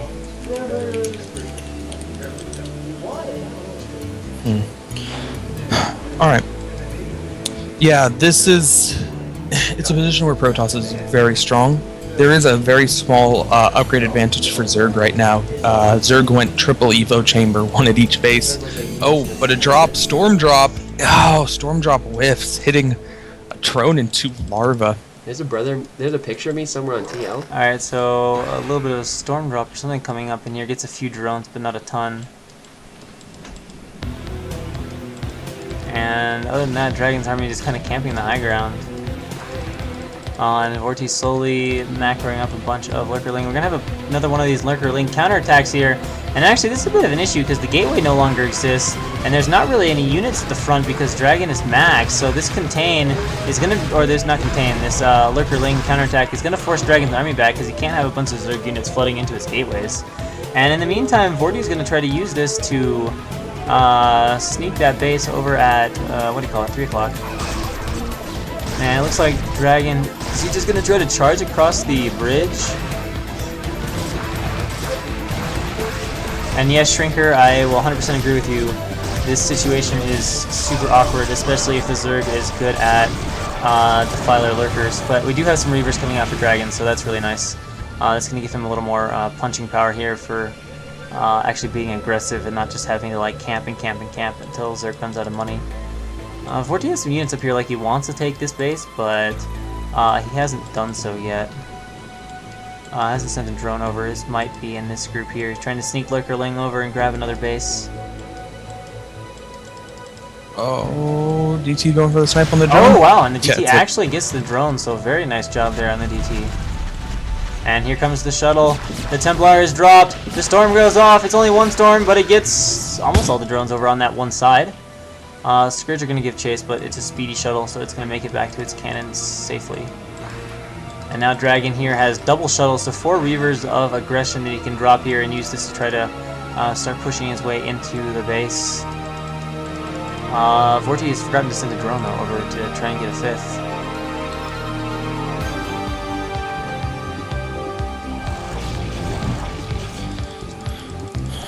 So once Vorti does manage to get that drone up to his 5th base, which he's just about there now, we're essentially going to have all the bases taken. Oh, another drop in the bottom left. This time 2 Templar. There we go. Okay. Holy shit. Okay, so he just cleared out all the eco down there. It took him 3 drops, and it took him 4 storms in the 3rd drop, but he finally got off some good storms. Did take out all the drones there, which means that... Alright, there comes Dragon. A bunch of Reavers coming over. Will he drop them? There we go. Reavers are being sent down here to help break up. Archon's in front, tanking all the damage. He's just trying to power through. I think if he powers through, it's pretty much over for Vorti. Of course, there are a bunch of swarms, and Archons under swarm do really, really poor damage. They do, like, indirectly, only I think they're a tiny bit of damage, so very, very weak. And Storm's going up everywhere on the clump lurkers, and so he has broken through this area. I mean, not without losses, but... Actually, wait, are there still lurkers left? No, he's finally broken through. Alright. So this base is going to go down for Vorti, who is sending over all of his lurkers to go ahead and try to retake this base, but he's lost most everything, and the Reavers are slowly being taken down by the Lings. Lurker's not burrowing yet. So clump for this Reaver. I really want to... Oh, man. I really want to see Reaver shot to, like, hit all those Lurkers. And, oh, that was close. I don't think there's anything in the shot. That was close. Unfortunately, Dragon did lose most of his army. Where is the rest of it? Where is Dragon's 147 supply? In Reavers at various bases, I guess. He does have 4 Archons up in his main. With Vorti getting that 5th now, really nothing Dragon can do to put some pressure on that. And 4 Archons. He's getting himself back in this game. A Reaver and 4 Reavers at another base. So we got like 5 Reavers, 4 Archons. There's like no Zealot. Can't fight it all. Oh, here we go. Vorti's gonna do a little attack on this base, but it's really well defended. Lots of cannons, 2 Reavars, even a Templar there, so I don't think this break can do much, especially Ling only. Like, if there were maybe some lurkers there, then could be... Decides to pull back, actually. Alright, so Vorti attempting to reestablish that base. Although, unfortunately, Vorti is now on only 1 base of eco, and Dragon is still on 3, so... I mean, Dragon has 5k minerals, so he can just add gateways, honestly, and Zealot dump. And I think he'll be able to stop Vorti from securing that base.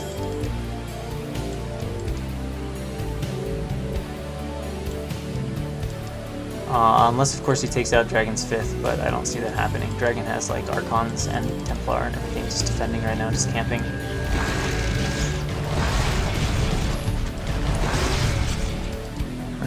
Oh, DT moving down. Oh, there's an Overlord there. You just can't see the DT. Would have been kind of cool if he killed the Overlord, but...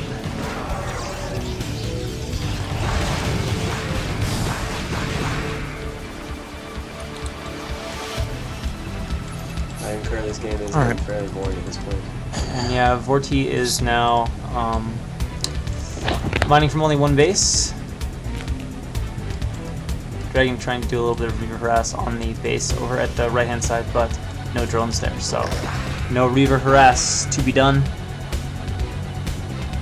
Oh, and Dragon is also going to grab a 6th base over here in the center. Of course, Vorti sensing some Lings over there, but Dragon has a bunch of goons and zealots and their stuff in position to clean those guys up real easily. Vorti not even attempting to run them away.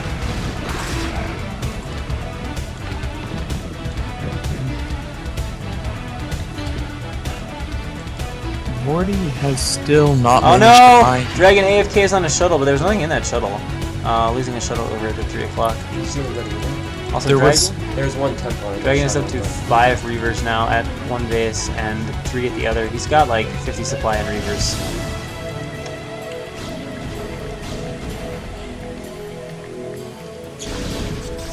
Oh no, the drone transfer is intercepted. Shuttle! Shuttle! Okay, nice banking, nice banking. For Reaver Assault, round 2 begins on the right-hand base here for Vorti, but I don't really know if there's enough unit. I actually made Ultras, which is like the worst thing you could possibly make right now, I think. This is like the epitome of an anti-Ultra army. Like, lots of goons, Reavers, and Archons. Ultras are like garbage against that. So we're gonna find out the plague goes down. Oh, really big plagues, but there's not a whole lot of units to back it up. There was only a couple control groups worth. Dragon storms all the drones at Vorti's 3 o'clock base. Now we'll see if he can bust on up the hill with his massive Reavers and goons. I think he's actually gonna bust up the hill now and just break and win. Dragon's finally gonna convert his massive lead into a win. I don't think there's really enough lurkers to defend. Maybe with swarms he can hold on for a while. But with 4 Reavers to support in there, and he's got like constantly more Reavers. He can bring down 3 more Reavers from the other side if he wants. And Vorti's really low on units at this point. He's got like 1 Ultra and a few Lings coming over to defend. And Dragon is honestly just muscling his way through. He's not even being that picky with his control. He's just kind of letting everything fight like under Swarm, not really repositioning his army. But it's just too many damn units. And yeah, Dragon now almost quadrupling the supply of Vorti. All the lurkers are gone, and we should see GG from Vorti here at any moment, having lost that 5th base. Yeah, Vorti has no economy now. Yeah, bad Dragon's on. Vorti's probably like, damn, I thought I could turtle and win because I'm a Zerg. But Dragon's defense was sound enough, his lead overwhelming enough that he had no problems holding on to it. Never really got close at any point. I mean, there were a couple points where he could have made like stupid decisions and like lost his whole army for nothing, and maybe gotten back in the game. But really, it was just Dragon rolling all day long. Dragons roll. Why is Vorti still playing this game? Vorti is on 1 base. I don't think Vorti scouted out the center expansion, and without that center expansion, it's 1 base versus 1 base. But yeah, there's no reasonable way he can come back at this point.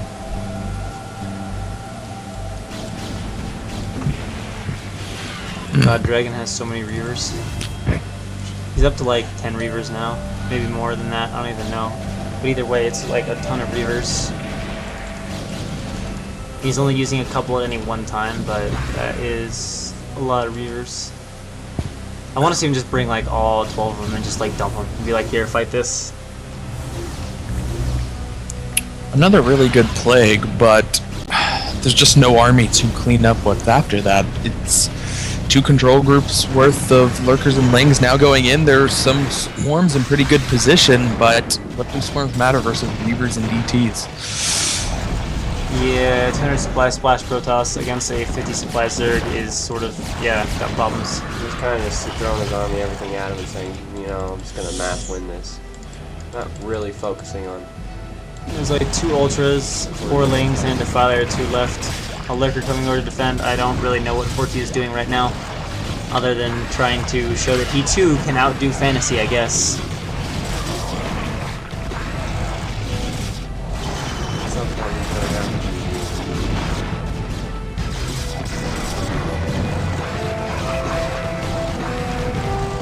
Alright. And yeah, Vorti now down to 35 supply, and there And we there's go. the GG!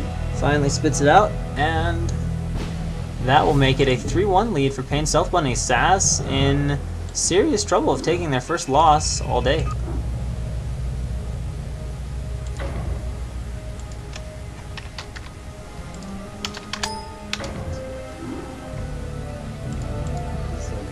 So good. This is vintage.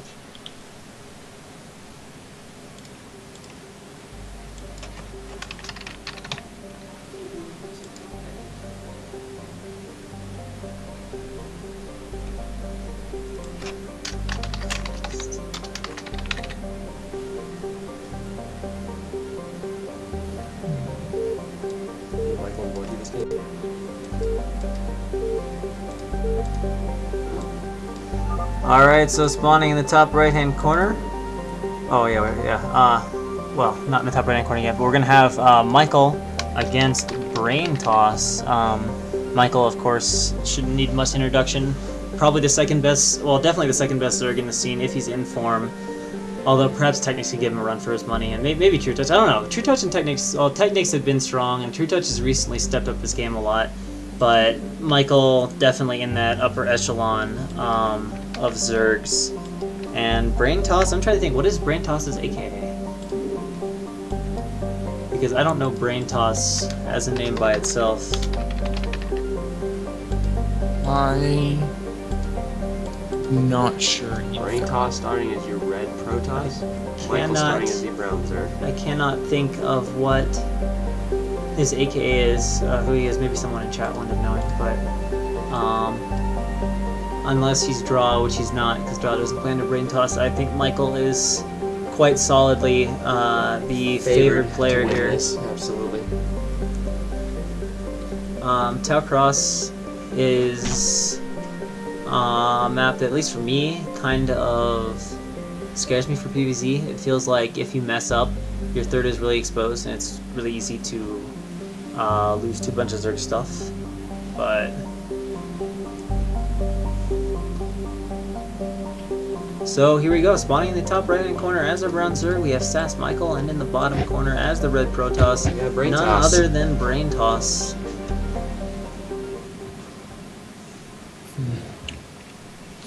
All right.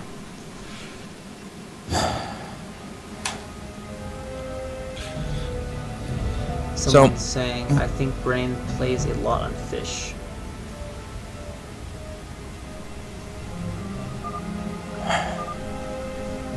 All right. You were talking about Michael being really good when introducing him, and I think that I certainly would say he's very good. I don't know if we can quite say definitely second best, but certainly a very talented Zerg when he's in form. However, for this league, he's been rather hit or miss. We talked about it earlier during. Already built his first pylon. Instant start. We talked about it earlier So early in this versus game. in the IM versus AOV set, how he had a really, really bad game versus Phasers, I think it was. Yeah. And he's also had really, really good games in this league. I think it's been very hit and miss. I think that's primarily a product of his inactivity. He's been really inactive leading up to this, and you see that a lot of times with inactive players where they just have very inconsistent results. Like, they can play good games, but sometimes they'll lose to players you'd be like, well, he lost to who? They just What? haven't, they just How'd haven't that happen, you know? They just haven't had that practice in a while. They're just not at top form. So that's just kind of, you know. And like I said, I don't know what to expect from Brain Toss. I really have no idea. He might just get steamrolled right away, or he might actually be a pretty strong Protoss. He's a pretty strong Protoss. But like I said, unless he's got some AKA, I don't even remember hearing about him in, you know, TLS or any previous team leagues or anything like that. Alright, well, this is Elmaster's Bros signing off for the night, so. So Brain Toss getting his forge. I wonder what his wall is gonna do. I guess he's gonna put the gateway above the forge, and then he'll have like 2 hexes where he can get in. Yeah, there's going to be a gap on top, but also between the pylon and the forge is a gap. And it certainly would look like there's a gap between the pylon and the wall, but I think that's fine.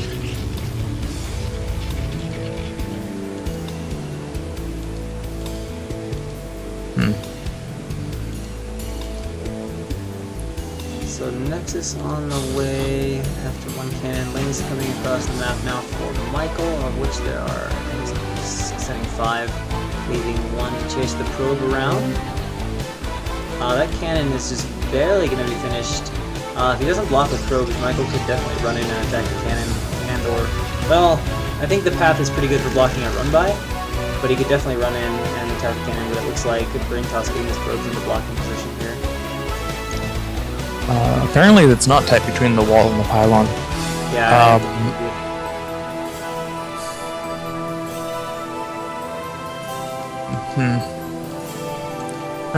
Michael's not even gonna try. Building his third hatchery over, excuse me, in the 3 o'clock position, very quick. And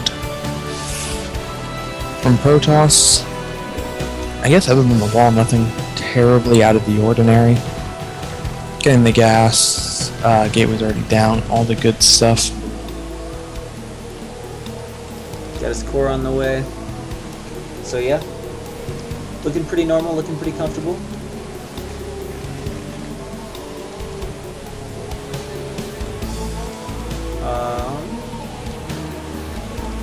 I guess we'll just see what he's going to put down here. I mean, obviously Stargate being common. Michael has his layer going up nice and quick, the typical 2-hatch gas layer stuff. And there we go. Here comes the core finishing.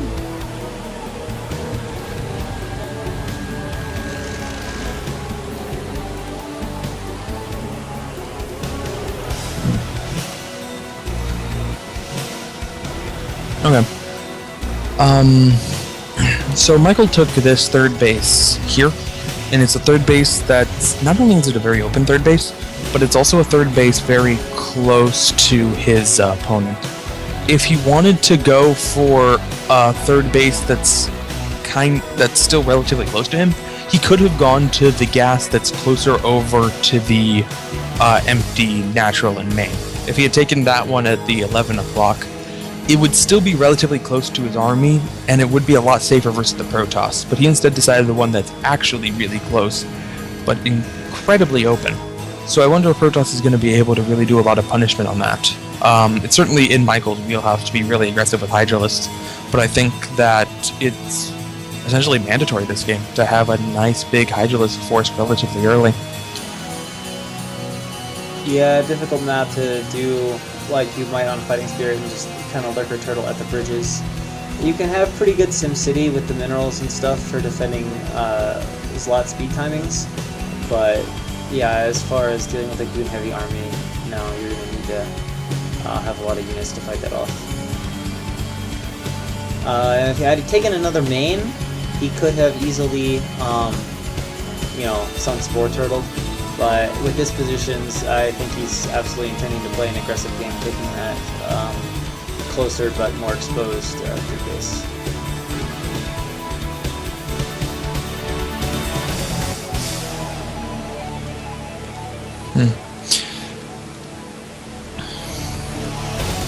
Alright. Citadel just finishing up, and the first Corsair has been made its way to Michael's base. Not going to see anything particularly interesting. I think it might have been close enough to see the creep, so he knows where the third base is if he hasn't already been able to figure it out. Not gonna bother to try to shoot at some overlords, realizing that the Spire's already done, so the Scourge should be coming out at any moment. In fact, there are some Scourge already heading towards his own base. Alright, so speed lot timing getting fairly close. Looks like just a little bit late for Brain Toss here. If this is perfectly timed, you can actually hit about 7:10. So this can be a little bit slower than normal. And it looks like Michael is finally making something. I was wondering if he was going to play like hero style and try to get away with no sunkens, but no. He's got nice defense all the bases. He's getting missile attack, so yeah, he's definitely going to play an aggressive game here with Hydralisks. And we can see now the Zealots starting to move out here. As he gets really close to his +1 finishing and his leg timing, which is really well coordinated. Those are going to finish almost perfectly in tandem.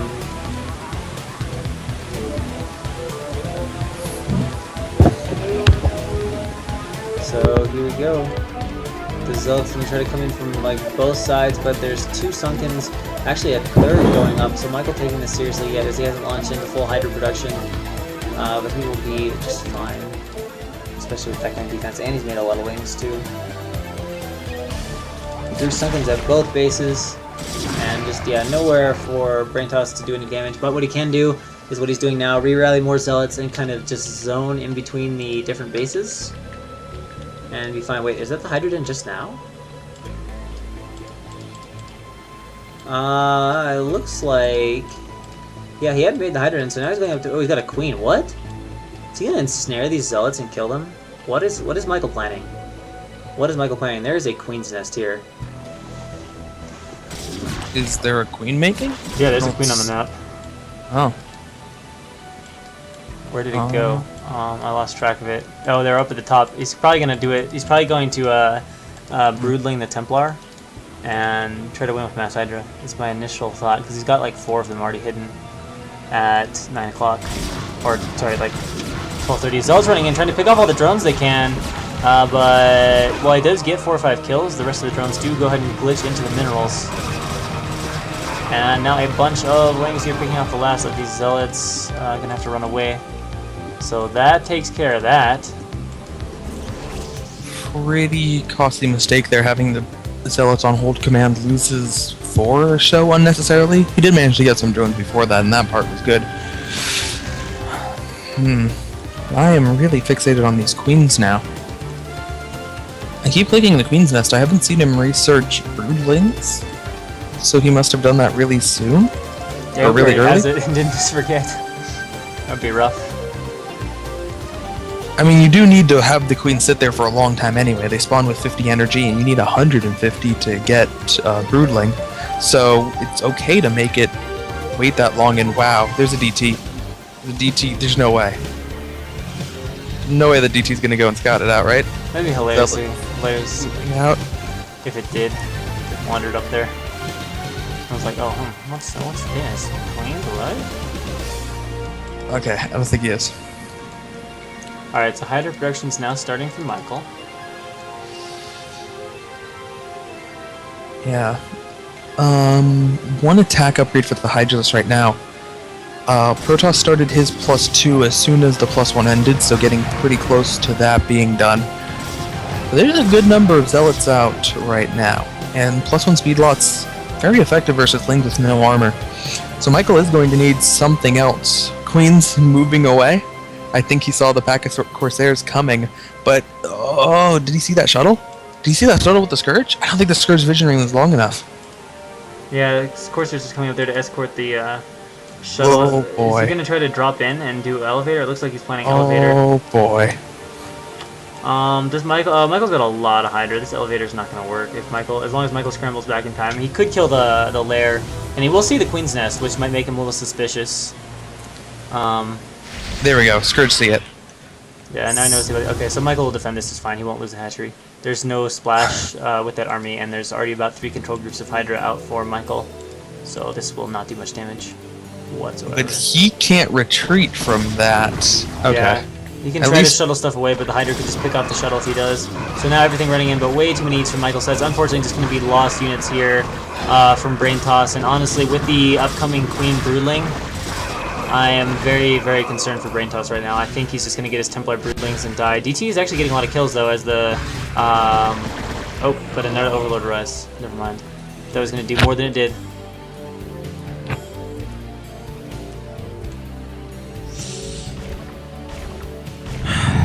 Harem commenting he wants to see Muta, Scourge, and Snare. I guess that's like his favorite ZDP thing. He's always hoping Killer will do it for him, but I guess that's only happened on rare occasions. Oh, that was a bad place to fly the Corsairs. Although somehow only 2 die, despite literally flying over 2 control groups of Hydras with no reaction at all. Only 2 Corsairs die. Another dies to Scourge. And another... Nope. Michael actually turns the Scourge around. Alright, so Broodling the Templar and go win, Michael. The gateway is now being taken down as Dragoon production begins here for Brain Toss. Queens are finally moving. And they do have full energy. Queens on the move. Yeah, there's no way that he could possibly kill off the Queens fast enough to save the Templar. So picking off 4 Templar will leave him with none. He has exactly 4 Templar. Alright, so we can see Michael is moving down with his Hydra army now. The Queens need to do their Broodling shenanigans if they're going to do it. If they're ever going to do it. Because this is a lot of Hydra. I mean, it will roll the army if the Templar get Broodling. But they need to get Broodling. Alright, here we go. The Overlord was done to allow for the cloning of the Broodling. Let's see if Michael's cloned them out nicely. Here we go. Here we go. Broodling 1, Broodling 2, 3. There's the last one. There it is. Now the Hydra moving in, and suddenly Brain Toss is like, oh shit. Because that is a lot of freaking Hydralisk. Like, oh my god, that is disgusting. And there's no Templar with that. Like, that army dies so easily if there's like 4 storms. But since there's no storms, it's like, oh my god. All of a sudden, Brain Toss was 50 supply ahead, and now he is 10 behind. No more Templar coming. Well, there's one Templar, but he's probably only got like 50 energy. Yeah.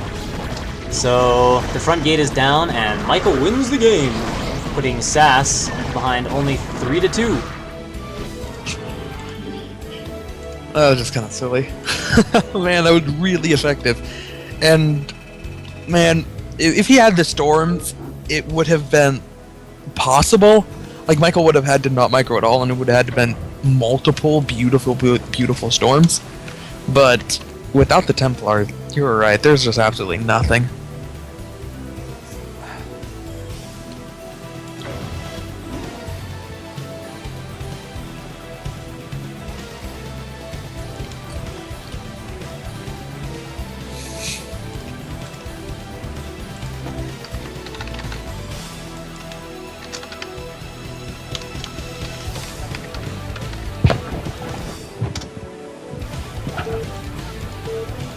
Alright, so next set, Infected versus Desakwe. Now this, I think this might be one of the most even games we've had today. I think this might be the most even game. I think that Infected and Desakwe are right there in terms of skill level. Infected plays a bit more than Desakwe, so that's an advantage in his favor, but they're both really solid. They are like these are the kind of players that I consider like the standard meat and potatoes of the foreign scene. Like, they are good players. You see them any tournament, you see them any clan league, and this is what you expect from when you start talking about the top 4 in Brood War players.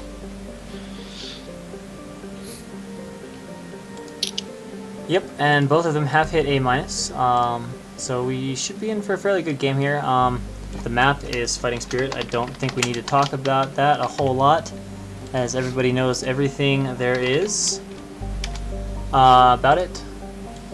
So not much to say. So spawning in the top right-hand corner as your white Zerg is Infected, in your bottom left-hand corner as the red Protoss is Desakwe. And of course, if Infected can find a win here, he can be the man that gives the first victory or hands the first loss to Sass. Potential abounds.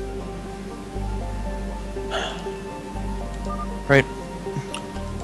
Desakwe opens the game with the what the fuck opening. Infected uses the and Desakwe says hack, and then cries.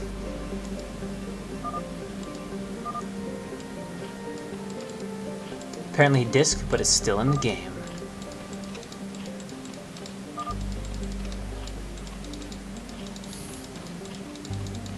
Alright. So, Desakwe, excuse me, throwing on the pylon. Is he Desakwe or is he Block Dog? He's Desakwe. They are one and the same. I know, but I was wondering which name he was using. Okay, yeah. Because he switched his name from Desakwe to Block Dog, Yeah, and at first, back. when I first started casting, I was like, Desakwe? That's a terrible name. Like, why would you ever pick Desakwe as your name? And then I typed it into my overlay for the first time, and I was like, whoa, this is the greatest name. So I was kind of sad when he switched to Lockdog. I definitely prefer Desakwe over Lockdog.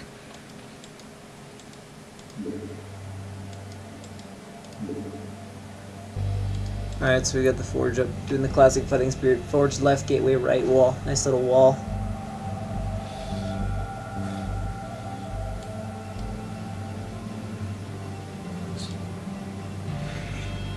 As far as the music, I'm not the one in control of that, but I believe the message has been passed on, so hopefully it will get lowered if it's too loud. Drone coming out here for Infected, dropping Z... No, it's Overpool. Alright, Overpool. But dropping the hatch anyway. And it looks like, yeah, one cannon will be made here for Desakwe. He's actually not opted to double scout,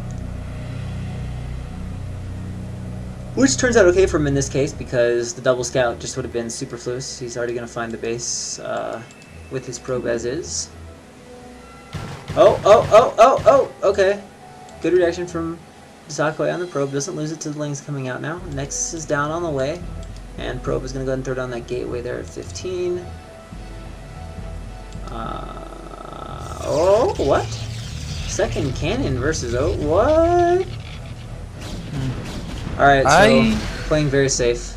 I'm not convinced this is necessary, but it's very safe.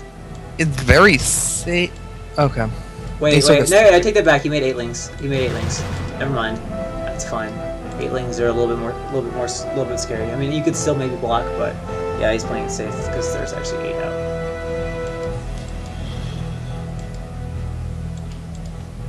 Like, he could still try to block with probes, but he'd probably lose 3 or 4 with just 1 cannon there with 8 lings attacking.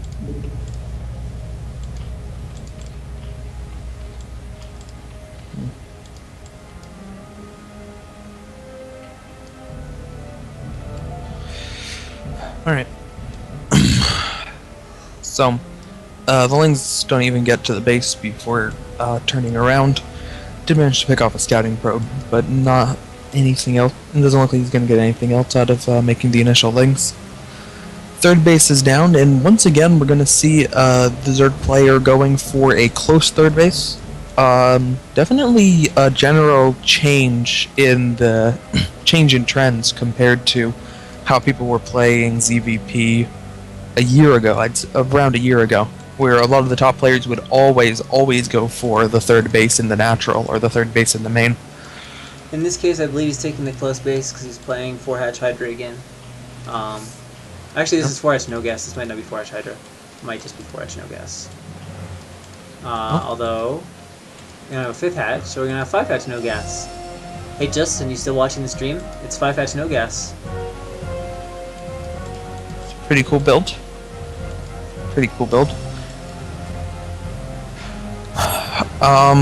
Definitely very Bulgarian of him. I like Zerg playing like this. I'm a fan of it. So, we'll see what he's able to do with it. On the other side, nothing out of the ordinary for Desakwe. He has the Citadel, has the Stargate, both of those are making. +1 hasn't quite been started yet. Should be starting that relatively soon, but not yet. So 2 gases now being grabbed here by Infected, as is typical. Now, a little bit interesting he has a 5th hatch in the main, just because of the SimCity implications over at the third base. But okay, now we have something a little bit interesting. That's going to be a pretty quick Templar Archives from Desakwe. Desakwe does like his DTs. So, +1 is definitely going to be delayed now. Along with speed.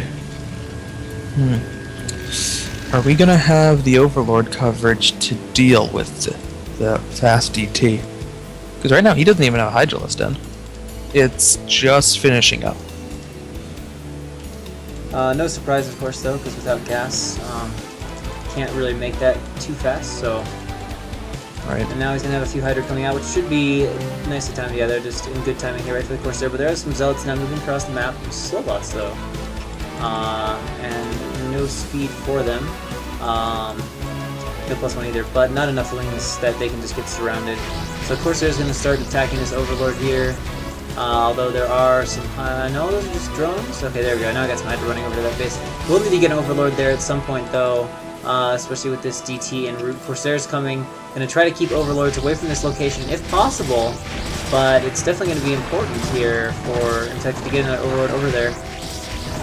Corsair's going in and just committing to it. The Hydra is sort of forced to fight the Zealots for the moment, and now with 2 Corsairs there, whoa, they stopped attacking for some reason, though. They're flying all around, all confused, and the Hydra are actually being used to target the Corsairs' nose. That this commitment likely means DTs. But this Overlord is going to die. It cannot be saved. And here comes the DT in now. No other Overlord flying over quickly. And now the DT is going to cause a lot of problems here for Infected. Was forced to run away with all of his drones. Oh, and the DT. Wow. Infected feels he cannot stabilize and whatever, and GG's. I guess just feeling he's supply blocked, he can't make more Hydras. He doesn't have a way to get overlords there and defend that base, and that loss is too much to take. So a critical victory ties it up 3-3, and will take us into an ace match game, with Sess trying to remain undefeated. But could we see Fengzi for ace, or was that already ruled out? I mean, in theory, he would be your ace player. They splashed the players earlier, so it wasn't Fengzi. Yeah, it's Dragon versus Skyline. See, that confuses me. Why would you not? No offense against Dragon, just why would you not send Fengzi? Unless it's just him having a family and just not having time to stay. Yeah, this is really bad time for China. The time this was played, it was like, if I remember correctly, it was 4 in the afternoon for Europe, which means it's like pretty late at night for China. So I don't think Fengzi was going to be able to sit around for X number of hours to see if he was going to play ace. That would make good sense. I don't know. Dragon's pretty good too. I'm not disappointed. Dragon versus Skyline should be a good matchup. Yes, it should.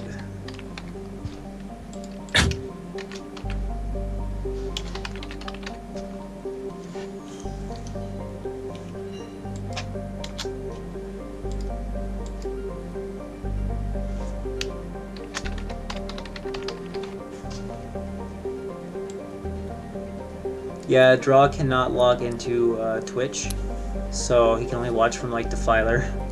For some reason, he has not like ever talked to Twitch to fix his ban. He was banned from Twitch? Yeah, he was streaming movies. He made some account called like Movie Night or whatever and got IP banned. Good shit.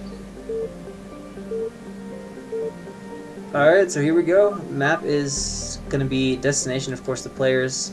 Gonna be a Dragon and Skyline. Hard to say who here is favored. You know, 6 months ago, a year ago, I would have said, well, Skyline definitely. But like I said, Dragon has really come on. And while some people have been like, I'm not convinced this guy is that strong, like as strong as his results are, you know, the bottom line is he's getting the results. So we'll see what he has for us in the game today. So as our light blue Terran in the top, we have Skyline. We need to fix player names. And as the green Protoss in the bottom position, we have Dragon. When I look at this, I think I want to favor Dragon a little bit over Skyline. Just a smidgen. But I favor him, the difference is so little in my opinion, that the more relevant factor is the map. I think that because it's on destination, I'm gonna favor Skyline over Dragon. This map can just be so brutal for Protoss if you don't end the game quick. And yet, it's a Protoss favored map. Yeah, technically, I don't know. This is always the way I've seen it. I've seen the stats. But I know the frustration as a Protoss player. I find playing late game against Terran once they have everything up at the bridges to be really annoying. Because here, talking about late game, the feature that I find particularly annoying is the Terran comes up to the bridges here, and you're basically restricted, you know, because you've only got these narrow passages you can go through on all the sides, and then on his own side, you know, you're like, alright, well, that's cool, I'll just split the map, right? So you go to take either of these right-hand bases, but from his bridge side, you know, he can lay very efficient siege to the bases, and he just kind of stays on his side of the map, and you are on your side, and then he wins. So, you know, you can try to play recall games and stuff like that. Recalls are pretty good on the map for the same reason that movement is hard to do on this map. But yeah, late game is frustrating from time to time.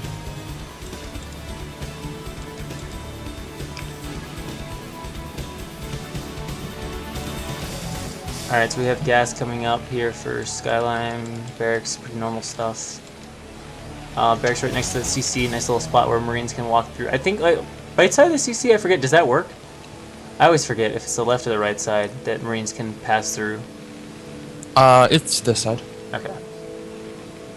Yeah. I might need to double check, but I'm pretty sure it's this side. Skyline is not B. Skyline is A-.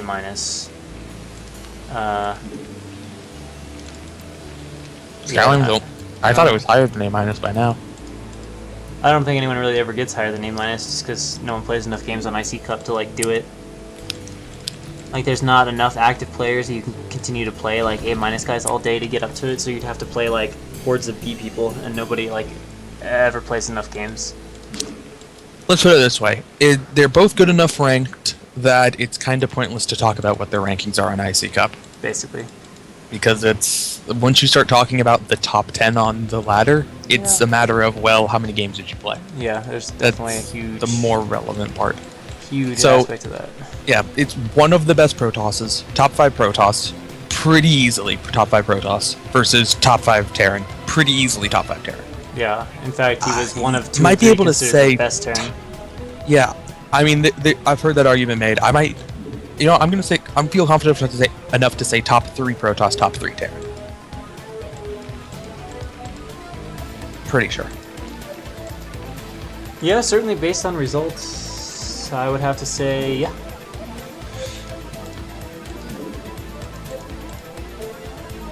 Honestly, I feel like in that sense, Protoss is the race that, to me, stands out the least. There's no one that really stands out as, like, a beastly Protoss. Like, Draw a little bit when he's in form, but, you know, whereas with the other races, you got, like, Marwin, who you think of as a monster. There's no Protoss that you're just like, oh, damn, this guy's gonna, like, for sure, you know, mess people up. Yeah. To be fair, though, I think that you would have the same feeling for Terran if there were more Terrans. But since there are just so few Terrans, the few Terrans that actually are good stand out. Yeah, but I don't know. Like, when I see Marwin, I pretty much always like, yeah, Marwin's going to win. I don't really see anyone beating him. You know, whereas there's no Protoss, like, you know, if it's Must or whoever playing, or even Dragon, you know. I'm like, you know, I think there's a good chance that Dragon's going to win this game, but I could still see the Zerg winning or whatever. And then obviously with players like Michael and Zeke or Technics, I'm like, yeah, they're going to win. Alright. The FD is moving out pretty strong. The Dragoons are actually going to be moving out, but moving out too late. And I think they should be able to pick off that one Marine. Nope, turns around very quickly from Skyline, so he's not even going to lose that one Marine, and now going to be able to do some good damage. He's got to micro back from his FD carefully here. He's got a 4th goon coming out, and he can just use the bridges as needed. There we go. Got his goons in a nice line. So Dragon is just kind of carefully microing back here against FD from Skyline. Oh, one Dragoon almost goes the wrong way over the bridge and suicides itself, but gains control. And now it's going to be really difficult for Skyline to continue this FD. He's actually committing to it, even against the 4 goons. There's 3 left now for Dragon, but most of the Marines are eliminated. Down to just 2 Dragoons, and Dragon now having a little bit of issue with this FD. But continue to micro. He has gotten rid of the Vulture. Won't have to worry about the mines. Now giving chase to the tank. There's only 2 Marines there doing damage. Gets rid of the tank. And with no reinforcing Vulture, that will take care of the FD threat, so not too scary there for him. Yeah, that was really close. Good focus by Dragon in the very beginning of that to take out the Vulture, not even letting it get off all of its initial mines, and certainly not letting the mines hit on anything. And Skyline drops immediately 2 more factories at very low supply, like 25 supply, halfway. He actually dropped these only halfway to command center completion. So I have a feeling, unless he just like forgot to macro, which seems unlikely, he's intending to do like an aggressive little timing here.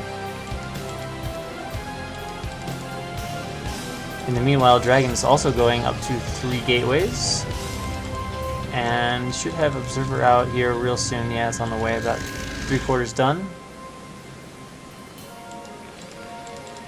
Alright, so tanks are being made for Skyline. Well, he's only got 2 right now, so he got a very low tank count. Okay, there's 2 factories are done. Vultures? Vultures, yeah, 2 vultures. Now it's not so much that Skyline's cutting like crazy. He is continuing to make SCVs, at least from his main CC. And there's a few from the natural CC as well.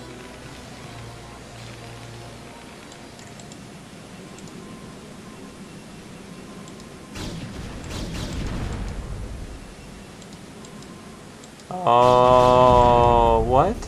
Oh, okay. I just watched these goons. They just like seemingly killed a mine. The obs was like off screen. I was like, how'd they see that? And then no, the obs was off screen.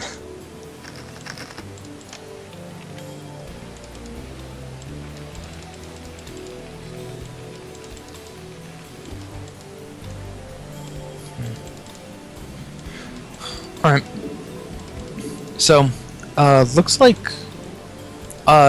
kind of similar game plan to Skyline's other game today. He's not adding machine shops to the other two factories, so he should be able to get a lot of vultures out early, and hopefully we're going to be able to see him doing a lot this game with his vultures. Sneaking them in for vultures in the natural. There are observers there and a whole bunch of goons.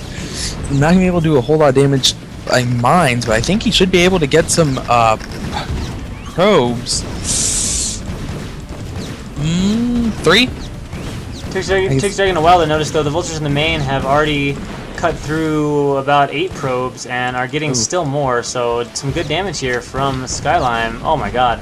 Probes are dying everywhere. This one is up to 4 kills, and the other one had 4. So it looks like it's going to be 8 probes dying in the main.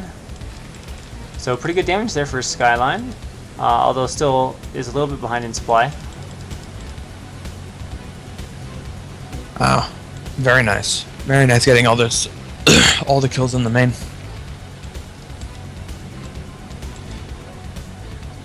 Also doing a good job of laying out mines. You can see mines all around the map, even some way on the right side, just looking out for, most likely looking out for shuttle. Could also potentially be scouting for the expansion. And I guess Skyline has decided not to do any sort of timing with that, as he has dropped his command center. So he's just going to go ahead and expand and macro up.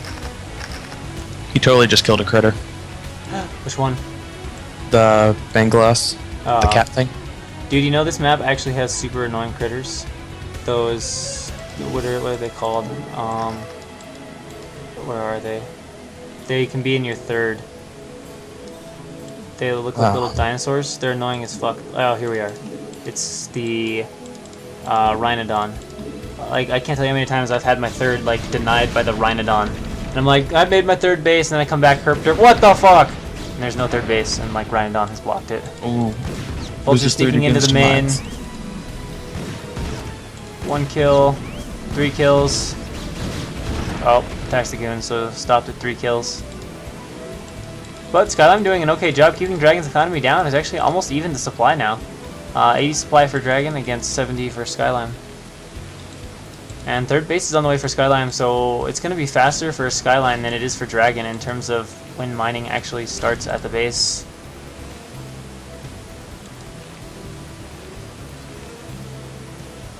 Right. And now Skyline throwing up his depots and setting up the defensive position outside the natural, or outside the third base. I don't think Dragon will really have any intent to attack, though. He's just on 3 gates making Dragoons. And getting his tech, Stargate, and his archives on the way.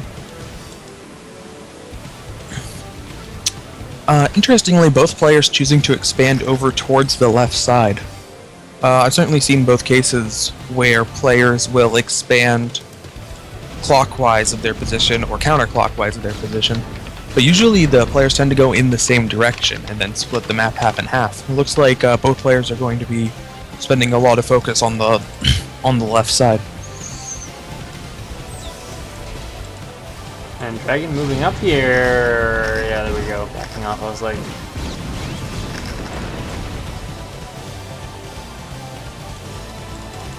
and Dragon also getting his upgrade. +1 is quite fast for Dragon. I want to see how it is relative to Skyline's +1. Skyline almost has his science facility finished. Does he have an armory? Yeah, there's one up there. Does he have +1 already? Yeah, okay, he's already got +1. So it's not that fast.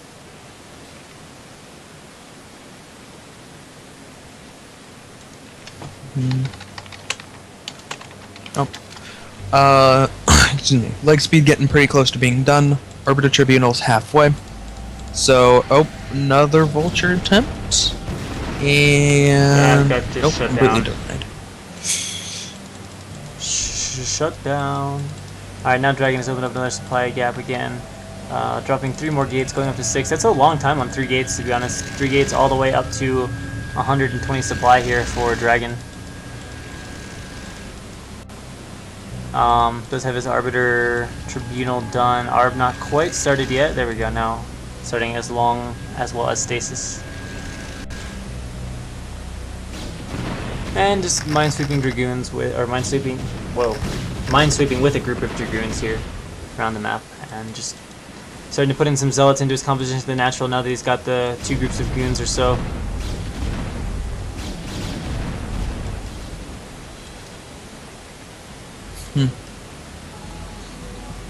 Oh, and Skyline trying to run in here. Just going behind the cannon, getting a few probe kills here before the cannon takes down his vulture. Takes off 2, make that 3 probes. Oh, well, mind drag.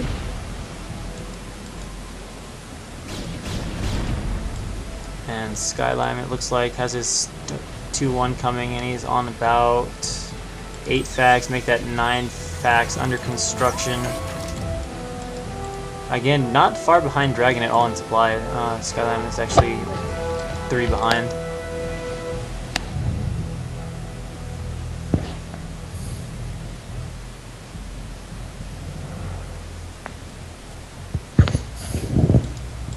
Alright.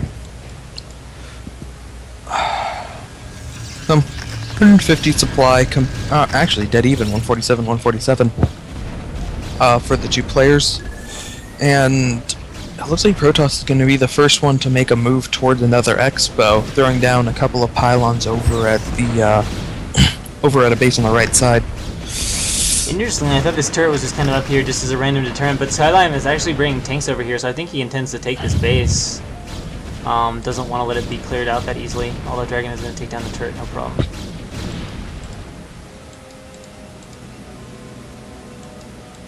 Oh, okay, so first Arbiter now out for Dragon, and recall is starting.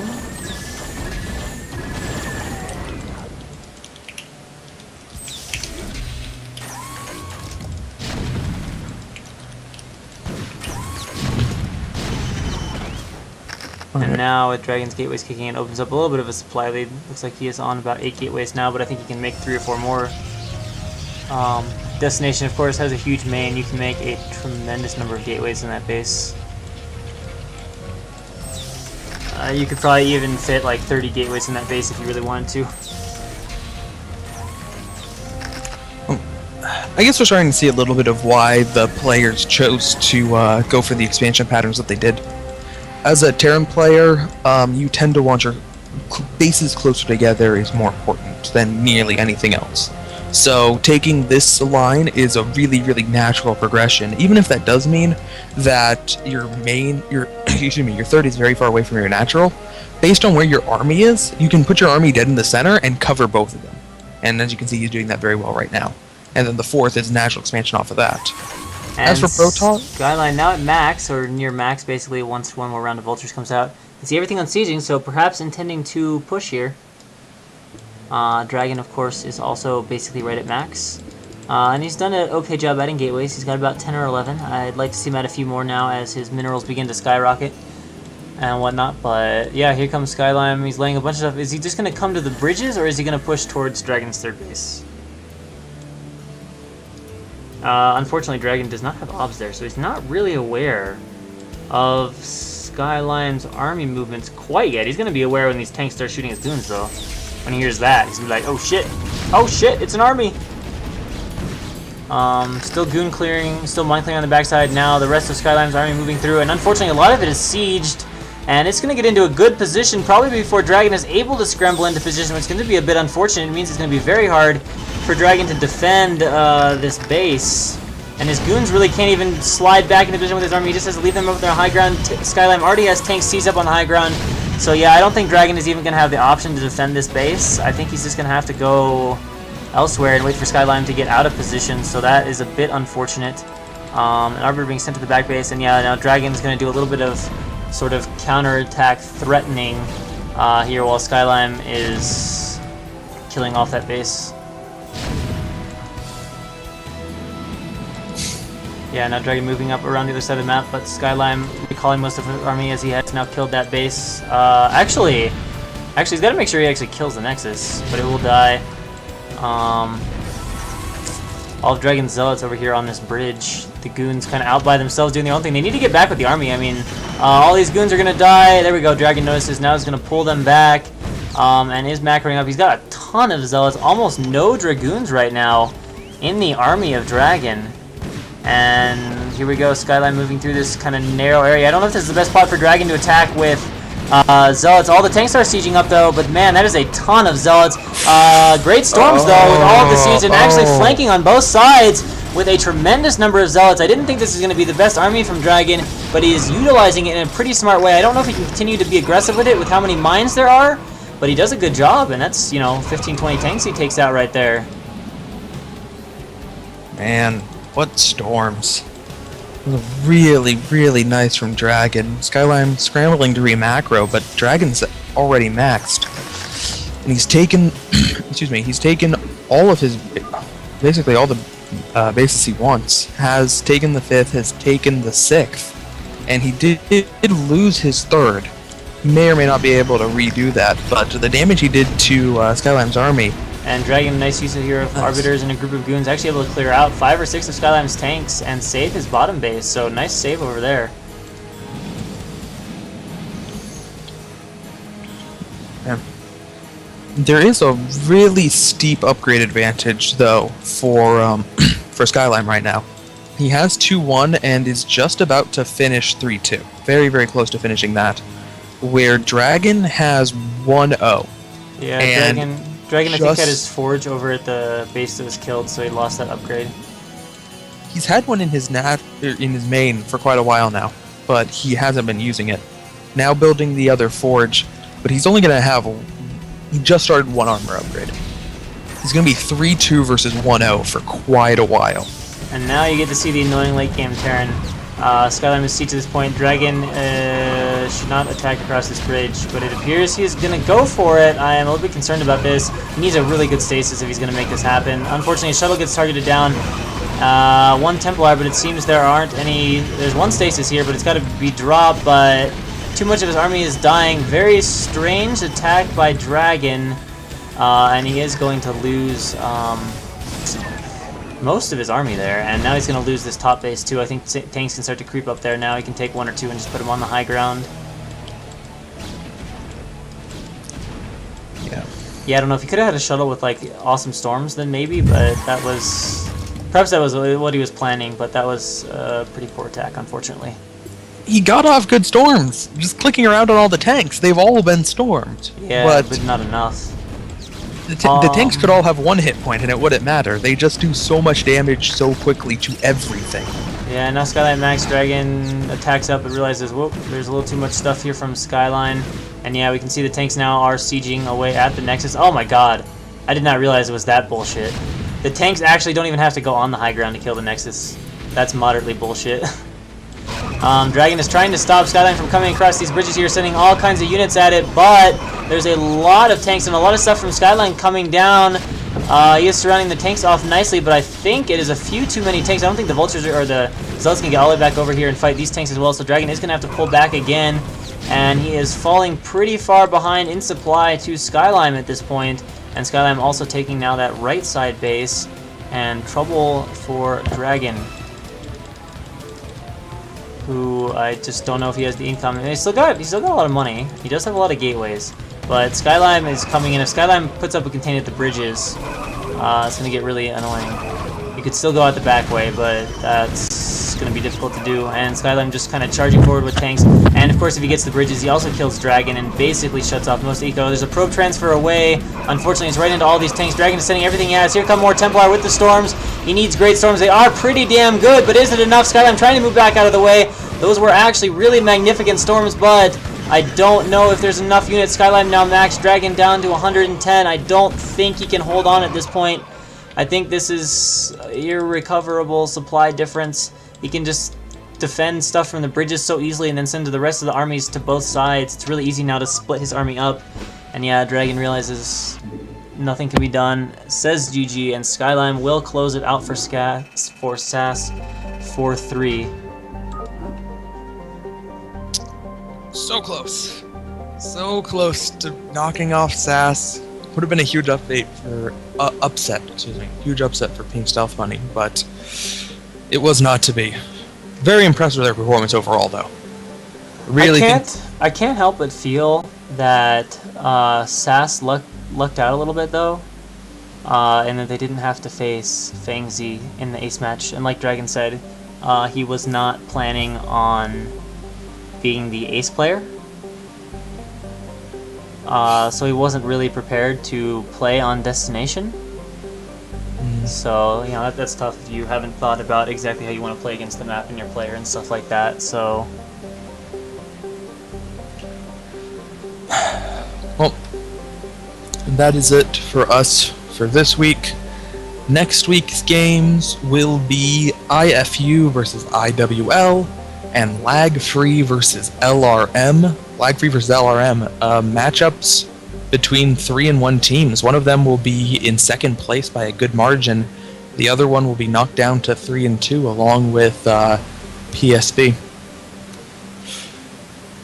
So, thank you all for watching, and thank you to Swedish Brood War Initiative. Great work that they're doing there. I saw a bunch of their members in chat. Not surprising at all. Hope you all enjoyed the show. and yeah, we'll see you next time, guys.